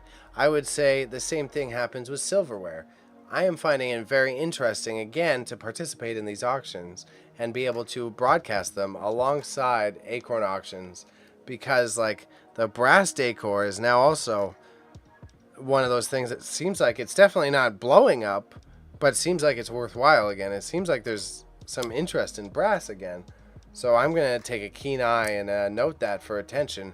It's very curious, the ebbs and flows of the reselling market. See, there we go. Another bid on the brass. As I'm talking about the brass. That someone's sticking around just for that is like definitely something I'm paying attention to as we're talking about the lessons. So my review of the day, always intriguing to see, like, again, the Acorn Auctions has such a better keen eye for the finer things. So learning about the ceramics market, definitely super intriguing, and to see that is still consistently based on the made in USA stuff. However, some of the ones that weren't branded, like there was the ones that weren't Fiesta, didn't necessarily hit the same marks. So it definitely seems like a brand-centric deal with the ceramics, not necessarily a regionality. And especially because those brands that are popular have a very specific colorway to them and like aesthetic pastel color. So it's intriguing there, especially because they had an 1880s spongeware ceramics piece that really stood out. Very beautiful, but didn't get a lot of competition. And then when it comes to the statues and stuff, they used to trend really high on anything that was like glassware, animals, and sometimes for some reason it didn't seem to be as trendy this time, which was super intriguing to me. And then otherwise, like, I think y'all can make your own interpretations of how everything went tonight. It's always a lovely experience for me. I want to remind everyone, like, the whole purpose of me doing this is not only to provide like an entertaining component and accompaniment to the online auction experience, but I'm hoping to like share some of these knowledge and facts, like as it grows for both me and Acorn here. As we expand our outreach, they get more buyers, I get more audience members. It's important to me that you don't gatekeep, right? All those fun facts, I drop those random history bombs in the middle. I talk about what I do know about the items. Like, you're more than welcome to drop in the comments after this video is posted while it's live at any component to like say, hey, I actually know this, or hey, you're wrong here. Like, I am a humble man in that capacity. But I digress. There's my little summary review. The auction is about to close. We had a couple things closing at a decent amount of time here, so it's not that bad. It was at least not too slow for the last 20. And Acorn Auctions was very kind. They said they had a lot of fun tonight, and so did I. Just, I think we're both well acquainted with having busy lives. So this has just been building up to a significant change in my life. I'm very excited. I brought up the 4-year plan. I'm so excited to like dig my heels in and get going. It's been a hard one so far, but I am very excited for the change that's to come. And if anything, we're about to see more content output. I'm going to be way more regimented. I was living the artist life for a while, and I'm very grateful for it, and I don't regret it. But now it is time to buckle in, and I'm gonna live like I'm in college. That's time to just nose to the grindstone and get it done, so that I can return back to the artist life, which is fine, and it's not a loss, and it's not a failure. It just happens to be the ebb and flow of life. Sometimes you go through periods where you gotta just put that work in, but I am also tremendously grateful for the friendship and relationship I've developed with Acorn Auctions. I love everything. Let me give a sincere one. That's too broad. I love everything that we do together. It has been a very, it has been a very valuable relationship for me to be able to like expand my database of knowledge, and I really appreciate the fact that they've been able to share their talents with the world and then allow me to narrate it.